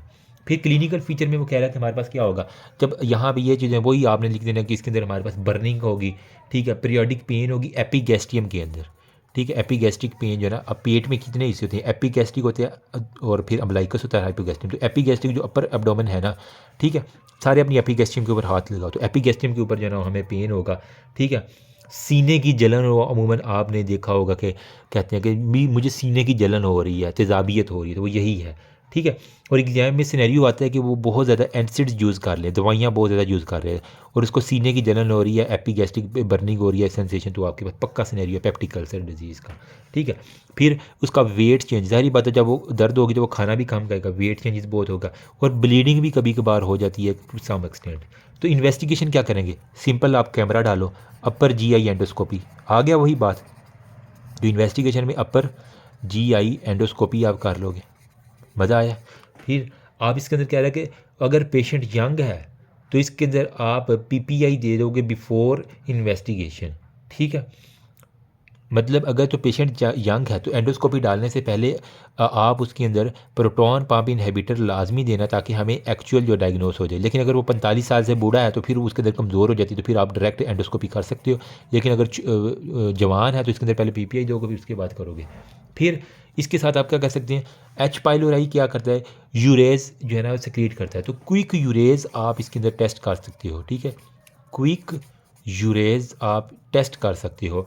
एक यूरिया ब्रेथ टेस्ट भी आपने पढ़ा है ना, तो वहीं से याद कर लो। एक क्विक यूरेज टेस्ट में आप क्या करते हैं, C13 लेबल जो है ना वो यूरिया ब्रेथ टेस्ट भी इसको हम कहते हैं, C13 labelled urea breath test, ठीक है। इससे हम जो है ना वो एच पाइलोराई की डिटेक्शन कर सकते हैं। साथ में आप क्या कर सकते हैं, उसका स्टूल का कल्चर करा लो, अगर स्टूल के अंदर एच पाइलोराई आ गया तो आपके पास मेरी जान ये सारे का सारा डायग्नोसिस ही बन गया, ठीक है। तो स्टूल के अंदर अगर एच पाइलोराई आ गया तो स्टूल का कल्चर आप करवा लोगे तो एच पाइलोराई आपको वहाँ पे मिल जाएगा, ठीक है। फिर स्टोमिक के म्यूकोज़ा की नहीं समझ आ रही तो आपको लग रहा है कि यहाँ पे अब ये अल्सर है यहीं पे ही है, तो आप यहाँ पे क्या कर लो, उसकी बायोप्सीज ले लो, ठीक है। बायोप्सी लेके हिस्टोपैथोलॉजी करवा लो, अगर बैक्टीरिया है तो वो भी नज़र आ जाएगा कुछ हो रहा है। फिर आप सीरम के अंदर ना गैस्ट्रिन का लेवल चेक कर लो, जब वो गैस्ट्रिन जो है ना हार्मोन उसका लेवल जो है ना वो आप सीरम की उसके अंदर चेक कर लो, आपको तभी पता चल जाएगा। सिंपल सी बात, आपको पता चल गया। अब आपको लग गया जी ये इसको पेप्टिक अल्सर डिजीज़ ही है, ठीक है। तो अब इसके अंदर ट्रीटमेंट क्या करोगे, सबसे पहले तो ये जो खुराकें खा रहा है ना, ठीक है। तो ट्रीटमेंट वही आप इसी तरह लिखोगे कि ट्रीटमेंट में पहले आप जो है ना जनरल मॉडिफिकेशन करोगे, जो उसकी डाइट है वो सारी की सारी ठीक करोगे, कैफ़ीन अल्कोहल छुड़वाओगे, स्पाइसी फूड छुड़वाओगे, स्मोकिंग ठीक करोगे। फिर आप इसके अंदर मेडिकल थेरापी में क्या करोगे, पीपीआई दोगे, proton pump inhibitor, H2 blockers दे दोगे, और H पाइलोराई की रेडिकेशन करनी है। जो बैक्टीरिया है जब तक वो नहीं जाएगा वहाँ तब तक वो मसला काज करेगा। तो H पाइलोराई को रेडिकेट करना है दवाइयों के ज़रिए। अब इसकी इरेडिकेशन का एक पूरा रेजमेंट है, वो मैं ज़रा आपके साथ शेयर कर देता हूँ ताकि इजीली हमारे पास ये आ जाए। यहाँ पे हम डिस्कशन करते हैं H पाइलोराई का रेजमेंट जो कि इम्पोर्टेंट है। H पाइलोराई इरेडिकेशन के लिए हमारे पास जो रेजमेंट है, इसके अंदर वो कह रहा है कि सबसे पहले आप ना प्रोटॉन पंप इनहिबिटर दे दोगे, और ये कितना देना है, बीडी में आप प्रोटॉन पंप इनहिबिटर दोगे, ठीक है। साथ में आप बीडी क्या होता है, दो मरतबा देना, साथ में आप क्या देंगे, एंटीबायोटिक में क्लैरिथ्रोमाइसिन दे दोगे, ठीक है। ये कितनी देनी है, 500 मिलीग्राम, ठीक है। 500 मिलीग्राम ये भी आपने बीडी भी देनी है, ठीक है। बीडी पीपीआई, बीडी आपने क्लैरिथ्रोमाइसिन, साथ में आपने एमॉक्सिसिलिन दे देनी है, कौन सी, 100 मिलीग्राम वाले, ये भी आपने बीडी ही देनी है, ये भी बीडी, ये भी बीडी, ये भी बीडी, ठीक है। तो आपने ACP PC में AM, ठीक है, यू एमॉक्सिसिलिन, क्लैरिथ्रोमाइसिन और पीपीआई इनहिबिटर, और ये बीडी देनी है, और कब तक देनी है, 2 हफ्ते तक। ये हो गया एक रेजिमेंट। नंबर सेकंड पे प्रोटॉन पंप इनहिबिटर, ये बीडी में, साथ में क्लैरिथ्रोमाइसिन बीडी के अंदर दे देनी है, साथ में एमॉक्सिसिलिन दे देनी है बीडी के अंदर, ठीक है। यानी यही 3 वाला, इसके साथ आपने ऐड कर देनी है टिंडाजोल, जो कि हमारे पास है 500 मिलीग्राम बीडी, और ये 5 दिन तक आपने ऐड करवानी है। तो टिंडाजोल अगर ऊपर वाली रेजिमेंट के अंदर ऐड कर दो कि ये एक सेकंड रेजिमेंट होगी। फिर आपने ये कितने दिन के लिए किया है, 5 दिन के लिए। अब इसी को रेजिमेंट को मैं चेंज कर रहा हूँ थोड़ा सा। प्रोटॉन पंप इनहिबिटर आपने देना है बीडी के अंदर, साथ में आपने क्लैरिथ्रोमाइसिन देनी है 500 मिलीग्राम वाली बीडी के अंदर। रिमेंबर ये 500 मिलीग्राम लाजमी लिखना है, और ए के साथ हमेशा 100 लिखना है। अमॉक्सिसिलिन की जगह अगर मैं लिख दूँ यहाँ पे मेट्रोनिडाजोल, ये जो फ्लैजल होती है इसके अंदर मेट्रोनिडाजोल ही होती है ना, ठीक है, बीडी में, ये भी बीडी, ये भी, और ये हमने कितने दिन देनी है, 2 वीक्स के लिए। तो ये हमारे पास थर्ड रेजिमेंट बन गया, ठीक है। एक और रेजिमेंट हमारे पास है कि हम ना यही प्रोटॉन पंप इनहिबिटर्स दे दें, साथ में आपको बिस्मथ, मतलब ये इसी के तरह अब कर रहे हैं, बिस्मथ सब सेलिसाइक्लेट दे दें, सब सेलिसाइक्लेट्स दे दें, अलॉन्ग विद मेट्रोनिडाजोल, यही वाली दवाई, ठीक है, मेट्रोनिडाजोल, अलॉन्ग विद हम टेट्रासाइक्लिन दे दें 2 हफ्ते के लिए। तो ये एक हमारे पास रेजिमेंट बन गई है, ठीक है। ये हमारे पास सारी की सारी क्या है, H pylori eradication. Finger tips पे याद कर लो, पीपीआई, क्लैरिथ्रोमाइसिन और एमॉक्सिसिलिन 2 हफ्ते के लिए, बीडी बीडी बीडी, फिर पीपीआई, क्लैरिथ्रोमाइसिन, अमॉक्सिसिलिन और टिंडाजोल 5 दिन के लिए, पीपीआई उसके साथ आपने क्या देना, क्लैरिथ्रोमाइसिन और मेट्रोनिडाजोल 2 हफ्ते के लिए आपने दे देनी है, ठीक है। मतलब हमने सिर्फ यहाँ पे क्या किया, जो इसका एमॉक्सिसिलिन है ना, इसकी जगह हमने क्या किया, मेट्रोनिडाजोल डाल दिया, बाकी वही सारे के सारे। फिर इसी के अंदर हमने क्या, पीपीआई, और अब क्लैरिथ्रो को चेंज करेंगे बिस्मथ सब सेलिसाइक्लेट के साथ, साथ में आप क्या करेंगे, मेट्रोनिडाजोल वही, साथ में टेट्रासाइक्लिन ऐड कर देंगे 2 हफ्ते के लिए। तो ये हमारे पास 4 रेजिमेंट बन गए हैं। होपफुली मैं अपनी बात समझी, जिसे ना समझाए रिमाइंड करके वीडियो को दोबारा देखो, इंशाल्लाह समझ आ जाएगी। ये थी मेडिकल। अब हमारे पास सर्जिकल, हमारे पास ट्रीटमेंट क्या होगी, इसके अंदर सर्जिकल में हमारे पास होती है बिलरॉथ गैस्ट्रेक्टमी। तो इसके अंदर हमारे पास क्या होता है, एक बिलरॉथ 1 होता है, एक बिलरॉथ 2 होता है, BILROTH, बिलरॉथ 1, ठीक है, गैस्ट्रेक्टमी। और एक हमारे पास होती है जी बिलरॉथ 2 गैस्ट्रेक्टमी। तो ये 2 तरह की गैस्ट्रेक्टमी होती है। नंबर 3 पे सर्जिकल प्रोसेस हमारे पास क्या होगा, गैस्ट्रोजेजनोस्टमी, गैस्ट्रोजेजनोस्टमी, काट देना है यानी, ठीक है। फिर साथ में हमने क्या करना है, जो वेगस नर्व है उसको हमने करना है डीनर्वेशन। तो वेगस डी नर्वेशन वेशन। तो ये हमारे पास है सर्जिकल। बेलरॉथ 1 में क्या करना है, 2 में क्या करना है, 3 में। बेलरॉथ 1 गैस्ट्रेक्टमी, मतलब मैदा जो है ना वो काटना है। तो इसके अंदर क्या होगा, डिस्टल स्टोमिक को रिसेक्ट करते हैं, ठीक है। इसके अंदर जो डिस्टल स्टोमिक है ये वाला बेलरॉथ 1 में, तो डिस्टल स्टोमिक जो है ना उसको रिसेक्ट कर देना है। और गैस्ट्रोजेजन ड्यूडिनोस्टमी जो है ना वो हम एक बना देंगे, ठीक। मतलब कि गैस्ट्रो गैस्ट्रो जेजन ड्यूडिनोस्टमी, ठीक है। ड्यूडिनम के साथ हमने करना है। यार ये कौन काले कर रहा है, ठीक है। गैस्ट्रो ड्यूडिनोस्टमी, ड्यूडिनम के साथ एक नया कनेक्शन, लोअर पार्ट काट के बाकी मैदे को उसके साथ कनेक्शन, नया कनेक्शन हमने बना देना है। इसे हम कहते हैं गैस्ट्रो डिस्टल स्टोमिक काट दिया, बाकी गैस्ट्रोड्यूडिनोस्टमी मतलब उसके अंदर एक न्यू कनेक्शन हमने बना दिया। ये हमारे पास है बेलरॉथ 1 में। बेलरॉथ 2 में क्या है, सेम वही, हम जो डिस्टल पार्ट है, ठीक है, डिस्टल स्टोमिक, उसको हम रिसेक्ट करेंगे और ड्यूडिनल लूप जो है ना उसको क्लोज़ कर देंगे। जो ड्यूडिनम का लूप है हमारे पास उसको हमने एक क्लोज़ करना है और स्टोमिक अनास्टमोस करेंगे ड्यूडिनम की बजाय सीधा इसको जेजिनम, ठीक है। तो स्टोमिक को सीधा अगर जेजिनम के साथ करें तो ये बेलरॉथ 2 है, ठीक है। तो स्टोमिक को हमने सीधा जेजिनम के साथ जो है ना, ड्यूडिनम का लूप ही हमने निकाल दिया, उसको क्लोज़ कर दिया सारे का सारा। ये हो गया हमारे पास। फिर हमारे पास है गैस्ट्रोजेजिनोस्टमी। इसके अंदर क्या होता है, जो स्टोमिक है उसको हमने नास्टमोस करना है जेजिनम के साथ, गैस्ट्रोजेजिनोस्टमी इसको ये कहते हैं, ठीक है। मतलब नाम में ही काम है, गैस्ट्रिक मतलब मैदे को जेजिनम के साथ मिला देना without any resection and duodenum close, duodenum को ऊपर से क्लोज कर देना। कुछ भी काटना कुटना कुछ भी नहीं है, सिर्फ आपने ये जो ड्यूडिनम है यहाँ से पकड़ के क्लोज करो और मैदे को सीधा ही यहाँ से ला के जेजिनम के साथ मिला दो। ये गैस्ट्रोजेजिनोस्टमी, ये नाम में काम है। साथ में आप क्या कहते हैं, वेगस डिनर्वेशन कर सकते हैं, जिसके अंदर हम क्या करेंगे, जब देखो ना जब आप रेस्ट के अंदर होती तभी आपका मैदा एसिड बनाता है ना, तो हमारे पास वेगस नर्व एक्टिव है, तो वेगस नर्व को जो है ना इसको ही अगर हम डीनर्वेट कर दें तो हमारे पास एसिड की प्रोडक्शन ही ख़त्म हो जाएगी, ठीक है। अब इसके अंदर भी डीनर्वेशन के हमारे पास कुछ स्टेप हैं। एक हमारे पास होता है जी यहाँ पे जिसको हम कहते हैं ट्रंकल वेगोटमी, ठीक है, ट्रंकल वेगोटमी इसको हम कहते हैं। और नंबर सेकंड पे हमारे पास होता है जी सिलेक्टिव वेगोटमी। और नंबर थर्ड पे हमारे पास होता है हाईली सिलेक्टिव वेगोटमी। तो हाईली सिलेक्टिव वेगोटमी, तो इनमें से गोल्ड स्टैंडर्ड कौन सा है, ये वाला है, हाई सिलेक्टिव वेगोटमी। बस ये नाम याद हो, बाकी काफ़ी है, हमने ज़्यादा डीप के अंदर नहीं जाना। अच्छा, ये हमारे पास प्रोसीजर हो गया। अब इस सर्जरी तो हमने कर ली है, लेकिन इसके अंदर हमारे पास कॉम्प्लिकेशन क्या क्या हो सकती हैं। जब हमने जो अल्सर हमने निकाला वो दोबारा फॉर्मेशन हो जाए, तो कॉम्प्लिकेशन में यही है कि वो अल्सर रीफॉर्म कर जाए, ठीक है, ये हो सकता है। अब इसके अंदर एक साइन है जिसे हम कहते हैं डंपिंग साइन। इंपॉर्टेंट क्वेश्चन है बड़ा, DUMPING, dumping sign. What is dumping sign? इसके अंदर डंपिंग साइन इसको सिंड्रोम हम लिखते हैं, ठीक है, डंपिंग सिंड्रोम। देखो हमने क्या किया, मैदे को काटा, सीधा ड्यूडिनम के साथ लगा दिया या फिर उसको जेजिनम के साथ लगा दिया, वो हमने सारे प्रोसीजर देख लिए हैं।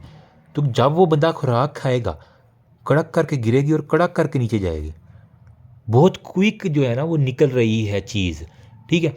तो इसको हम कहते हैं कि ये हमारे पास डंपिंग सिंड्रोम, सिंपल वर्ड में कंडीशन है जिसमें फूड स्पेशली जो हाई शुगर है मूव करती है from your stomach to small bowel quickly, ठीक है। यूं ही खाया उसी टाइम वो मूव कर गई आगे, बजाय इसके कि वो मैदे के अंदर रहती, कोई इंजाइम एक्ट करती, कोई जज़ब होती नहीं। अब इसके अंदर भी डंपिंग सिंड्रोम में हमारे पास दो होते हैं, एक हमारे पास होता है अर्ली डंपिंग, ठीक है, अर्ली डंपिंग, और एक हमारे पास होता है जी लेट डंपिंग। अर्ली डंपिंग अगर वो 5 से 45 मिनट के अंदर अंदर जो ही उसने मील खाया है उसको क्या होगा, स्वेटिंग शुरू हो जाएगी, पसीना आना शुरू हो जाएगा, पाल्पिटेशन होगी, डिजीनेस होगी और नोजिया होगा, ठीक है। मतलब हर चीज़ उसकी निकलती जा रही है, उसे यूँ लग रहा है। और एक वक्त है कि वो हाइपोवोलीमिया का शिकार होगा, ठीक है, क्योंकि फूड रेडिली इंटर कर रही है स्मॉल बावल में। तो ऐसे पेशेंट को हाइपोवोलीमिया बहुत जल्दी होगा, जिससे हम कहेंगे खाना खाने के 5 मिनट के अंदर अंदर ये सारा काम हो गया, वो उठ के खड़ा हो जाएगा, वो यार कहेगा मुझे चक्कर आ रहे हैं, डिजीनेस हो रही है, ये सारे के सारे, ठीक है। वो कहेगा मेरी ये सर्जरी हुई थी डॉक्टर साहब, सर्जरी के बाद मुझे ये सारा काम होता है। तो हमने कहा भाई आपको अर्ली डंपिंग साइन जो है ना वो हो गए हैं। ऐसे पेशेंट को अब एडवाइस क्या करना है, सर्जरी तो हो गई है मेरी जान, अब तुम क्या करो, जो खुराक खाओ शोरबे वाली नहीं खानी आपने, कोशिश करो कि ड्राई मील जो है ना वो लो, ठीक है। क्यों, ड्राई मील क्या करेगा, ऐसा ऐसा कुछ ना कुछ तो ड्राई यहाँ पे रह जाएगा ना। मिसाले मतलब उसे कहो कि शोरबे की बजाय उसका थोड़ा सा ग्रेवी बना के खा लिया करो, तो ये इस तरह कर लो, तो ड्राई मील खा लो। नंबर सेकंड भी आप क्या उसको एडवाइस करो कि अवॉइड करो हाई कार्बोहाइड्रेट डाइट, कि आपने ज़्यादा चीनी वाली चीज़ें नहीं खानी। क्यों, कार्बोहाइड्रेट जल्दी जो वहाँ से वाश आउट हो जाती है, इस वजह से आपने ज़्यादा मीठे वाली चीज़ नहीं खानी। लेट डंपिंग में क्या होता है, अगर वो खाना खाने के 2 से 4 घंटे बाद उसको ये सिम्टम आ रहे हैं, ठीक है, डिजीनेस, नोज़िया, स्वेटिंग, हाइपोवोलीमिया, तो इसको लेट डंपिंग कहते हैं। इसके अंदर हमारे पास क्या होता है, लार्ज अमाउंट ऑफ दी, वजह क्या है इसके अंदर होता है, क्या है, हाइपोग्लाइसीमिया बहुत जल्दी हो जाता है, ठीक है, उसी वजह से उसको पसीना आता है। तो वजह क्या है, जो ही खुराक की इंसुलिन रैपिडली लार्ज अमाउंट में सिक्रीट होगी, ठीक है। तो इसके अंदर भी आपने वही करना है कि आप उससे कहें कि मीठा कम खाओ और ड्राई खुराक खाओ, सेम वही है। तो ये डिपेंड करता है कितने टाइम के ऊपर हो गया। नंबर थर्ड पे हमारे पास क्या हो सकता है, एक ये डंपिंग साइन हो गया। नंबर फर्स्ट में हमने किया कि उसको दोबारा हो सकता है, डंपिंग साइन हो सकता है। नंबर थर्ड पे हमारे पास क्या है, अल्कलाइन रिफ्लेक्स गैस्ट्राइटिस हो सकता है। अल्कलाइन रिफ्लक्स गैस्ट्राइटिस मतलब जो अल्कलाइन कंटेंट हैं ड्यूडिनम के, मैदे में तो एसिडिक थे, यहाँ पे अल्कलाइन थे, तो अल्कलाइन कंटेंट पीछे भी तो जा सकते हैं, ठीक है, क्योंकि हर रास्ता तो अब खुल गया है। तो अल्कलाइन इसको हम कहेंगे, जिस तरह एसिड रिफ्लेक्स था इसी तरह अल्कलाइन रिफ्लेक्स पीछे जाएगा मैदे के अंदर, और वहाँ पे मैदे की इन्फ्लामेशन अल्कली की वजह से अब हुई। अल्कली ज़्यादा खतरनाक है एसिड से, रिमेंबर, तो उसकी वजह से हमारे पास गैस्ट्राइटिस हो जाएगा। तो इसको हम कहेंगे अल्कलाइन की वजह से, तो अल्कलाइन रिफ्लेक्स गैस्ट्राइटिस हो सकता है। तो अब इसके अंदर आप ट्रीटमेंट क्या करेंगे, अगर अल्कलाइन गैस रिफ्लेक्स है तो इसको हम क्या कहेंगे, मेटोक्लोप्रामाइड दे देंगे, ठीक है। ऐसे पेशेंट को हमारे पास क्लोप्रामाइड दे देंगे, साथ में आप कोलेस्ट्रेलामीन, इस तरह कर कोलेस्ट्रेलामीन जो है ना वो आप इसको अंदर देंगे, ताकि हमारे पास जो है ना वो हमारे पास हो। और साथ में वो कह रहा है कि एक सर्जरी होती है जिसे हम करते हैं surgery by Roux en Y gastrojejunostomy कर देते हैं, ठीक है।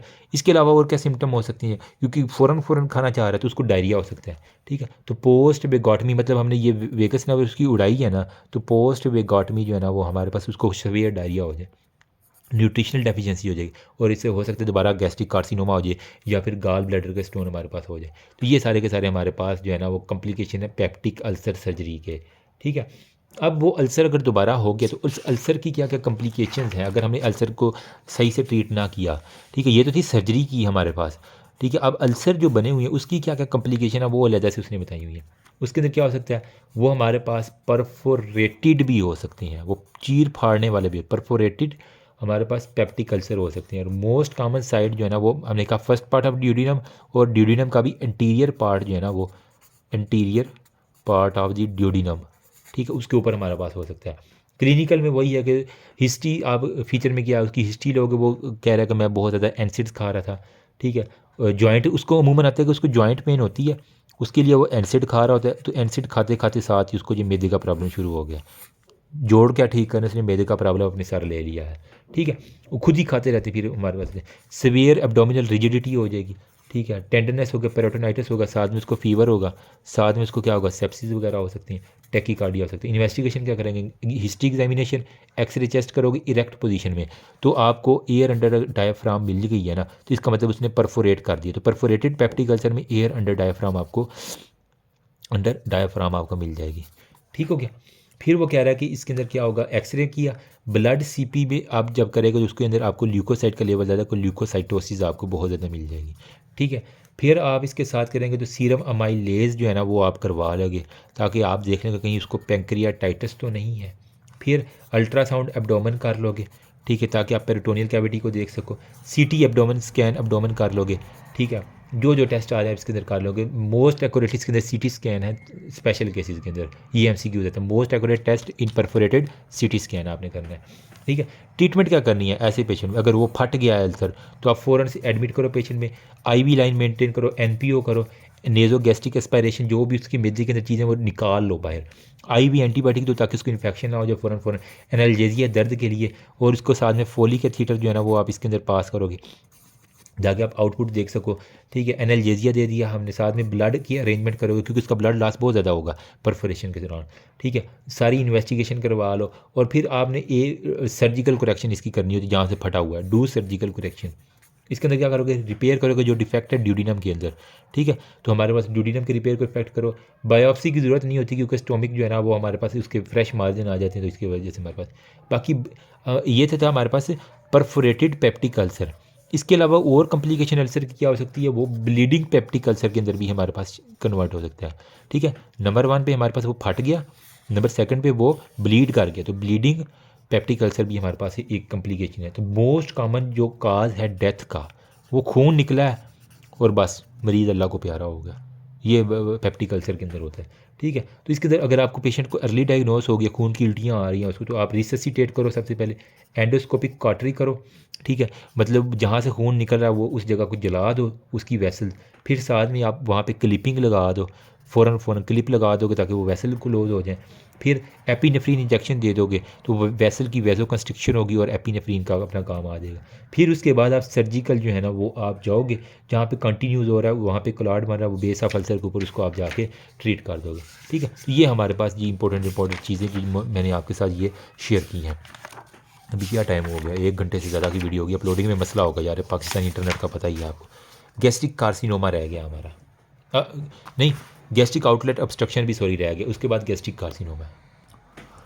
तो गैस्ट्रिक आउटलेट ऑब्स्ट्रक्शन नाम ही काम है, मतलब ये गैस्ट्रिक है मतलब मैदा। ठीक है, इसका आउटलेट ये वाला है, यहाँ पे कोई ऑब्स्ट्रक्शन हो गया, यहाँ पे कौन सा स्फिंक्टर था, कार्डिक स्फिंक्टर था, यहाँ पे हमारे पास कौन सा होता है, पाइलोरिक स्फिंक्टर होता है। तो मतलब मसला सारा पाइलोरिक स्टीनोसिस और वो स्फिंक्टर के साथ हमारे पास है। ठीक है, narrowing and fibrosis are the outlet of the stomach leads to pyloric stenosis. ठीक है, यहाँ पे नैरोइंग होगी और ये कब होता है, mostly after heal duodenal ulcer. मतलब यहाँ पे अगर ड्यूडिनल का अल्सर था, first part of the duodenal में हमने कहा ना, वो अगर हील हो गया तो इसकी वजह से हो सकता है यहाँ पे कुछ ना कोई फाइब्रोसिस हो जाए और वहाँ पे स्टीनोसिस हो जाए, सिंपल सी बात है। ठीक है, फाइब्रोसिस हुआ है, वजह क्या है, हील्ड ड्यूडिनल अल्सर की वजह से। ठीक है, तो अब इसके अंदर वही है, क्लिनिकल फीचर में हिस्ट्री होगी, उसको पेप्टिक अल्सर डिजीज़ की हो सकती है, नॉन बिलियस प्रोजेक्टाइल वोमिटिंग, उसको बार बार वोमिटिंग हो रही है, वेट लॉस इसका बहुत ज़्यादा होगा। ठीक है, और जो कहता है कि हमारे पास सक्सेशन स्प्लैश, उसने एक लफ्ज़ लिखा हुआ कि खाने के 1-2 घंटे के बाद उसको जो है ना वो कहता है कि गैस हो गई है मुझे, इस तरह की जो है ना वो सिम्टम्स होती है। वजह क्या है, यहाँ पे वो सारी इकट्ठे होने की वजह से गैसिंग और सारी इन्वेस्टिगेशन क्या है, ब्लड सीपी करा लो, इलेक्ट्रोलाइट करवा लो, एक्सरे इरेक्ट पोजीशन में करवा लो, आपको लार्ज गैस्ट्रिक शैडो मिलेगा। तो इस केसेस में आपको क्या मिलेगा, जब आप एक्सरे करवाओगे ना तो आपको लार्ज गैस्ट्रिक शैडो जो है ना वो, मतलब मैदा जो है ना यहाँ पे यूं करके गैस्ट्रिक शैडो उसका बना हुआ होगा, तो लार्ज गैस्ट्रिक शैडो जो है ना, क्यों आगे सारा बंद है, यहाँ पे खुराक जमा होकर उसने मैदे को फुला दिया है ज़्यादा। बेरियम स्वेलो करोगे तो आपको वो स्मॉल बावल के अंदर कुछ भी नहीं मिलेगा, वजह यहाँ पे सारा स्टीनोस हो चुकी है चीज़ें। ठीक है, अपर जीआई एंडोस्कोपी जो है ना वो आफ्टर डीकम्प्रेशन, जब ये डीकम्प्रेस कर लो उसके बाद आपने ये सारे के सारे अपर जीआई करने। ट्रीटमेंट क्या है, उसको फ्लूइड की कमी है, आईवी फ्लूइड दे दो, एनजी एस्पायरेशन करो, न्यूट्रिशनल सप्लीमेंट दे दो, एच पाइलोराई देखो उसके अंदर तो नहीं है, अर्ली मील जो है ना वो कह रहा है कि छोटे छोटे स्मॉल मील में देखो, और साथ में बलून डायलिटेशन, आप यहाँ पे बलून लगा के यहाँ पे उसको फुलाओगे तो यहाँ पे जो फाइबर है वो टूट जाएंगे, तो वो डायलिटेशन हो। अगर नहीं हो रहा तो फिर हम क्या करेंगे, जो पाइलोरिक्स है ना इसको काटेंगे, जिसको हम कहते हैं पाइलेरोप्लास्टी। ठीक है, पाइलेरोप्लास्टी हम काट देती हैं, तो पाइलोरस को हम काटने से हमारे पास ये सारी का सारा पाइलेरोप्लास्टी हो जाता है। ठीक है, तो इसके अंदर वही बिल रॉथ 1 और 2 हमारे पास आ जाते हैं जो हमने यहाँ पे पढ़े थे, वो भी आप इसके अंदर जो है ना वो प्रोसीजर कर सकते हो, ये वाले जो प्रोसीजर है। ठीक है, बस ये इतना काफ़ी है इसके अंदर। गैस्ट्रिक कार्सिनोमा के बारे में थोड़ा सा बताएंगे, मतलब अब गैस्ट्रिक के अंदर जो है ना वो कैंसर बन गया है, पहले हमने अल्सर पढ़े, अब प्रॉपर वो कैंसर बन गए हैं। वजह क्या है, कास्टिव एजेंट, जो लोग स्मोक्ड फूड खाते हैं, मतलब धुएं वाली जो स्मोक्ड फूड होती है, बड़ी गंदी चीज़ है ये। सुशी खा के आए हैं, आई थिंक वो सुशी में भी स्मोक होती है, तो वो नंबर 2 पे डाइटरी नाइट्रेट्स जिनकी फूड के अंदर ज़्यादा होते हैं। ठीक है, ओट्स वगैरह में आई थिंक नाइट्रेट्स ज़्यादा होते हैं, तो वो इसके अंदर देख लेना, कुछ ख़ास फिशेज़ हैं उसके अंदर, तो डाइटरी नाइट्रेट्स ज़्यादा होने नहीं। या फिर जो फ्रेश फ्रूट्स और वेजिटेबल जो है ना वो नहीं खाते, जब भी खाना स्टोर किए हुए जी वो चने खा रहे हैं और वो हर चीज़ खा रहे हैं, फ्रेश कुछ भी नहीं खा रहे, सीजनल फ्रूट नहीं खा रहे, जिस तरह आजकल माल्टे चल रहे हैं वो नहीं खा रहे। माल्टों के मौसम में वो आम खा रहा है और आम के मौसम में जी उसे माल्टा चाहिए, फ्रेश नहीं चीज़ें खा रहा, तो वो इसके अंदर होते हैं। तो क्लासिफिकेशन गैस्ट्रिक कार्सिनोमा की हम देख लेते हैं थोड़ी सी। वो कह रहे हैं इसको हमने दो क्लासेस में जो है ना, वो एक हमारे पास होता है अर्ली गैस्ट्रिक कार्सिनोमा, ठीक है, अर्ली गैस्ट्रिक सी है, ठीक है, और एक हमारे पास होता है एडवांस्ड गैस्ट्रिक सी है, ठीक है। अगर अर्ली गैस्ट्रिक सी ये कब होगा, जब आपने देखा उसका सिर्फ म्यूकोज़ा और सब म्यूकोज़ा इन्वॉल्व है। एडवांस गैस्ट्रिक कार्सिनोमा जब आगे तक बढ़ गया, वो एडवांस हो गया, मतलब वो एक्सटेंड कर गया म्यूकोज़ा, सब म्यूकोज़ा के साथ वो मस्कुलैरिस प्रोप्रिया तक अगर एक्सटेंड कर जाए तो वो हमारे पास एडवांस होता है। बस इतनी बता देना। अब यहाँ पे वो कह रहा है कि एक क्लासिफिकेशन है जिसे वो कहता है कि बोरमैन क्लासिफिकेशन है, ठीक है, मतलब मैन ने बोर करना है यहाँ पे उसके मैदे के अंदर, उस इसके अंदर हमारे पास क्या होती है, टाइप होती हैं, टाइप 1 होता है, टाइप 2 होता है, टाइप 3 होता है और टाइप 4 बोरमैन क्लासिफिकेशन में। टाइप 1 जो होता है ना, वो अभी मैं आपको डायग्राम से पहले देख लो, इसको हम कहते हैं पॉलीपॉइडल और ये वेल डिमार्केटेड होता है, ठीक है। टाइप 2 जो है ये हमारे पास अल्सरेटेड होता है, ठीक है, अल्सरेटेड होता है, और इसके अंदर हमारे पास क्या होता है जी, शार्प डीमार्केटेड मार्जिन होते हैं, शार्प डीमार्केटेड मार्जिन आपको मिल जाते हैं। फिर टाइप 3 में हमारे पास क्या होता है, अल्सर होते हैं लेकिन इसके अंदर कोई भी डेफिनेट मार्जिन नहीं होते। 2 में मार्जिन थे, यहाँ पे अब मार्जिन भी ख़त्म हो गया। 4 में क्या होता है, डिफ्यूज़ अल्सरेशन, आपको इन्फिल्ट्रेशन मिल जाती है। तो बस ये रट्टा लगाने वाली चीज़ें हैं, तो अब इसके अंदर देखते हैं। तो बोरमैन वो कह रहा है एक साइंटिस्ट था जिसने जो है ना वो पॉलीपॉइडल ग्रोथ के लिए टाइप 1 का, फंगेटिंग ग्रोथ के लिए टाइप 2 का, अल्सरेटिव ग्रोथ के लिए टाइप 3 है और डिफ्यूजली इनफिल्ट्रेटिव ग्रोथ के लिए टाइप 4। इसका स्क्रीनशॉट ले लो यहीं से, यही इसी तरह लिख के आ जाना, ईजी हो जाएगा। अब यहाँ पे देखो, ये टाइप 1, ठीक है, जिसके अंदर हमने क्या कहा था कि पॉलीपॉइडल है और वेल डिमार्केटेड है, ईजी हो गया। टाइप 2 में हमारे पास क्या है, अल्सरेटेड है और उसका शेप्ड हमारे पास किस तरह की नज़र आ रही है, वो कह रहा था हमारे पास इसकी शेप डीमार्केटेड मार्जिन नज़र आ रही है। टाइप 3 में हमारे पास क्या है, अल्सरेटेड विदाउट डेफिनेट मार्जिन, इसका कोई मार्जिन नज़र नहीं आ रहा, और टाइप 4 में वो पूरा इन्फिल्ट्रेट कर चुका है। तो ये है हमारे पास बोरमैन क्लासिफिकेशन, ये इंपॉर्टेंट है, ये आई थिंक एक यूक्यू भी आया हुआ है किसी के अंदर, मैंने शायद देखा है, ठीक है। एक ये है बोरमैन क्लासिफिकेशन गैस्ट्रिक का। नंबर 2 में हमारे पास एक है on the basis of histopathology के ऊपर भी उसने ना एक क्लासिफिकेशन दी हुई है, हिस्टोपैथोलॉजी के ऊपर। तो उसके अंदर वही है हमारे पास, क्या हो सकता है, हिस्टोपैथोलॉजी में एडिनोकार्सिनोमा हो सकता है, ठीक है। नंबर 2 में हमारे पास लिम्फोमा हो सकता है, या फिर हमारे पास क्या हो सकता है, मलिग्नेंट GIST, मलिग्नेंट गिस्ट। तो ये गिस्ट क्या होता है, गैस्ट्रो इंटेस्टिनल स्ट्रोमल ट्यूमर, ठीक है, वो मलिग्नेंट टाइप का होता है जिसे कहते हैं gist, gastro intestinal stromal tumour. ये 3 टाइप से की हो सकती है। अब इसके अंदर क्लिनिकल फीचर किस तरह आएगा, अगर किसी को गैस्ट्रिक कार्सिनोमा हो, एसिम्टोमेटिक भी होता है, अगर बिल्कुल छोटा है, पेप्सिया होगा, ब्लोटिंग होगी, नोजिया, ब्लीडिंग, एनीमिया, परफोरेशन की वजह से पेरोटोनाइटिस, मास इन दी एपिगैस्ट्रियम, वो फील करेगा यहाँ पे मेरे को रोड़ी सी है, ठीक है। इसके अंदर हमारे पास विर्चुअस नोड होंगे, मतलब विर्चुअस नोड क्या होते हैं, उसके पालपेबल सुपरा क्लेविकुलर नोड होंगे। तो पक्की निशानी इसके क्लेविकल के ऊपर जो नोड है वो हमारे पास पालपेबल होंगे, जिसे हम कहते हैं विर्चुअस नोड, ठीक है। तो विर्चुअस नोड इसके अंदर एक आपने लिखना है। इसके अंदर एक होता है sister Mary Joseph nodule. Number से एक तो विर्चू था, एक हमारे पास होता है जी सिस्टर मैरी जोसेफ, यूसुफ को वो जोसेफ आई थिंक लिखती हैं, तो ये कोई साइंटिस्ट का नाम है, उसने किया पालपेबर पेरी अम्बलाइकल लिम्फ नोड, ठीक है। उसके अम्बलाइकस जो तुनी है उसके गिर्द अगर नोड है तो palpable periumbilical lymph node हो तो उसके वहाँ पे हो गए। फिर एक हमारे पास उसने लिखा कि इसी के अंदर एक सिम्टम में है क्रूकंगबर्ग ट्यूमर, क्रूकंगबर्ग ट्यूमर हमारे पास आएगा। पैल्पेबल ओवेरियन ट्यूमर, ओवरी के अंदर होगा, तो कुक्कड़ की ओवरी, मतलब केस से कुक्कड़ है ना, तो वहीं से मैंने याद किया, क्रूकनबर्ग में हमारे पास ओवेरियन होगा। फिर हमारे पास रहता है कि ब्लम्बर शेल्फ, BLUMER, ब्लम्बर शेल्फ में क्या है, पालपेबल मास होगा इन डियर, जब उसके रेक्टम के अंदर उंगली डालेंगे तो आपको कोई ना कोई पालपेबल मास मिल जाएगी।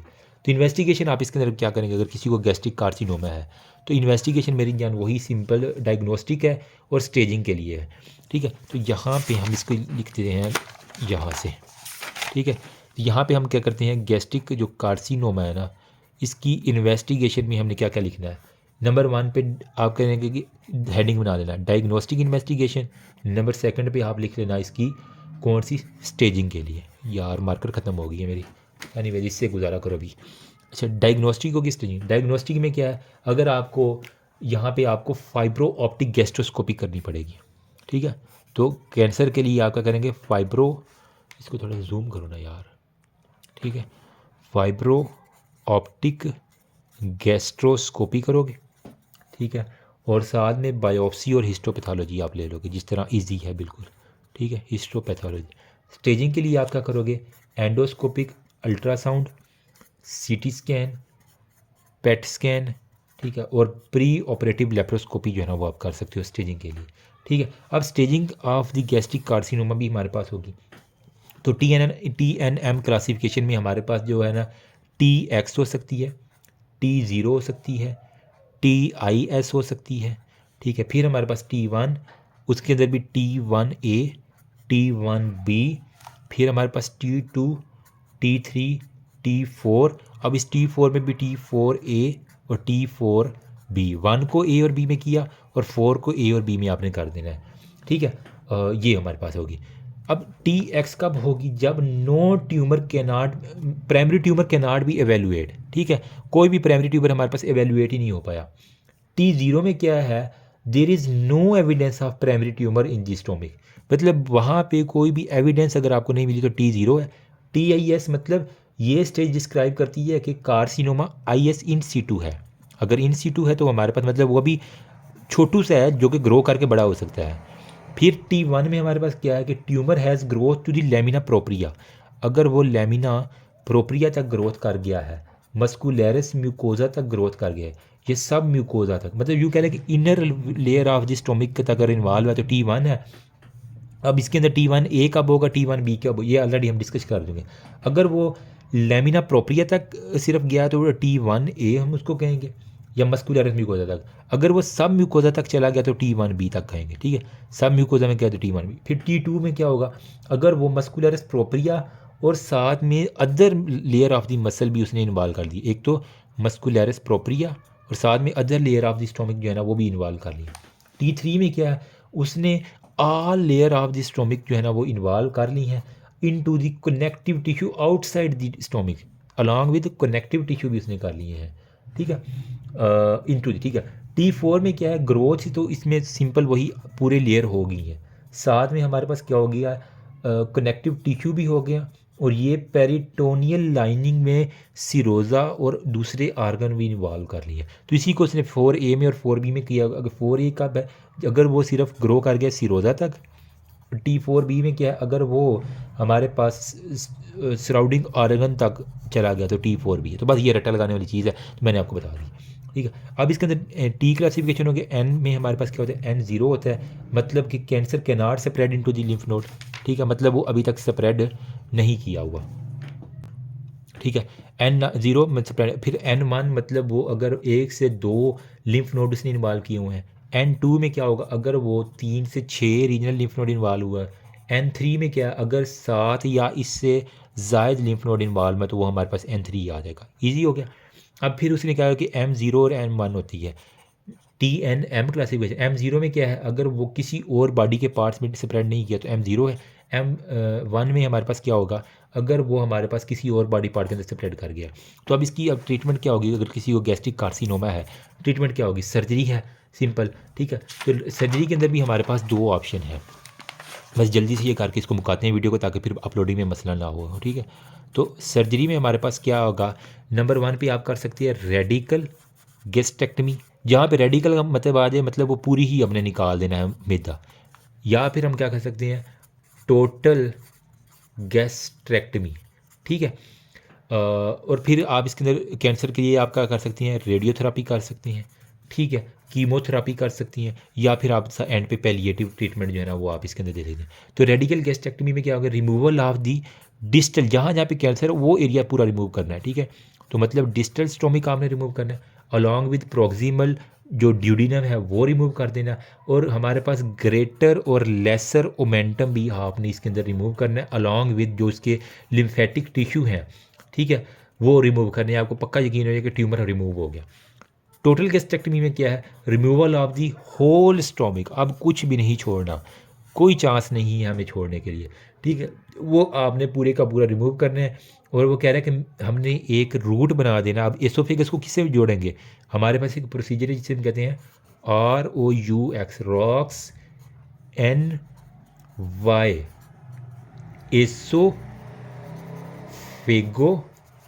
एसोफेगस को डायरेक्ट जेजिनम के साथ जोड़ लेना है, एसोफेगोजेजिनोस्टमी, ये आपने प्रोसीजर करना है। एक सीधा इसको ला के नीचे जेजिनम के साथ जो है ना वो second part of the small intestine के साथ जोड़ देना, दरमियान में स्टोमिक आपने पूरा निकाल दी। ये टोटल इंपॉर्टेंट है। ये रेडियोथेरापी इसका लिमिटेड रोल है। कीमोथेरापी में अब वो कह रहा है कि हम पहले तब करते हैं अगर हमने श्रिंक करना हो। इसके अंदर क्या है, सिस्प्लास्टिन और 5-फ्लोरोयूरासिल आप दे सकते हैं। पैलिएटिव ट्रीटमेंट में क्या है, अगर वो इनक्योरेबल है, आपने स्टंटिंग भी कर ली, कुछ भी नहीं आ रहा, मतलब आप पैलिएटिव ट्रीटमेंट में ये कि बंदा बस जाना जीने तक रह जाए, ठीक है, तो ये हमारे पास होगी। होपफुली यहाँ तक समझ आ गई होगी, ठीक है। आई ट्राइड माई बेस्ट कि जितना मैक्सिमम शॉर्ट और मुकम्मल हो जाए तो वो हो जाए, ठीक है। नेक्स्ट हमारा लीवर रह गया। आई थिंक ये दूसरी वीडियो में हम कर लेते हैं, अभी मैं भी थक गया हूँ और वीडियो पे काफ़ी लंबी हो चुकी है, मोबाइल ने जवाब नहीं दे देना, जी ना हो कि पूरी हमारी मेहनत ज़ाया चली जाए, ठीक है। तो लीवर को अगले पोर्शन में करते हैं। पेटोबिलिटी रह गया, स्प्लीन रह गया, तो वो वीडियो मिस ना करना। इंशाल्लाह अगली वीडियो के अंदर हम पूरा अपर जीआई 2 वीडियो के अंदर कोशिश करूँगा कवर करके, फिर हम लोअर जीआई के ऊपर चलेंगे। बस ये पेंक्रियाट और स्प्लीनेक्टमी वगैरह रह जाएगा ना, ठीक है, तो इसको हम इसके अंदर सारे का सारा कवर कर देंगे। Thank you so much. Hopefully कुछ ना कुछ something is always better than nothing. ये आई थिंक कि बहुत से लोगों के लिए इंशाल्लाह मेरी दुआ है कि ये हो। बाकी दुआओं में याद रखना। फिर भी कोई गलती हुई है मुझसे, नीचे कमेंट सेक्शन ओपन है, आप कोई राय देना चाहें तो वो आप यू आर ऑलवेज वेलकम, या मुझे व्हाट्सएप पे कांटेक्ट करके बता देना। Thank you so much. अल्लाह हाफिज़। और वीडियो लाइक, चैनल को subscribe, just like a typical YouTuber.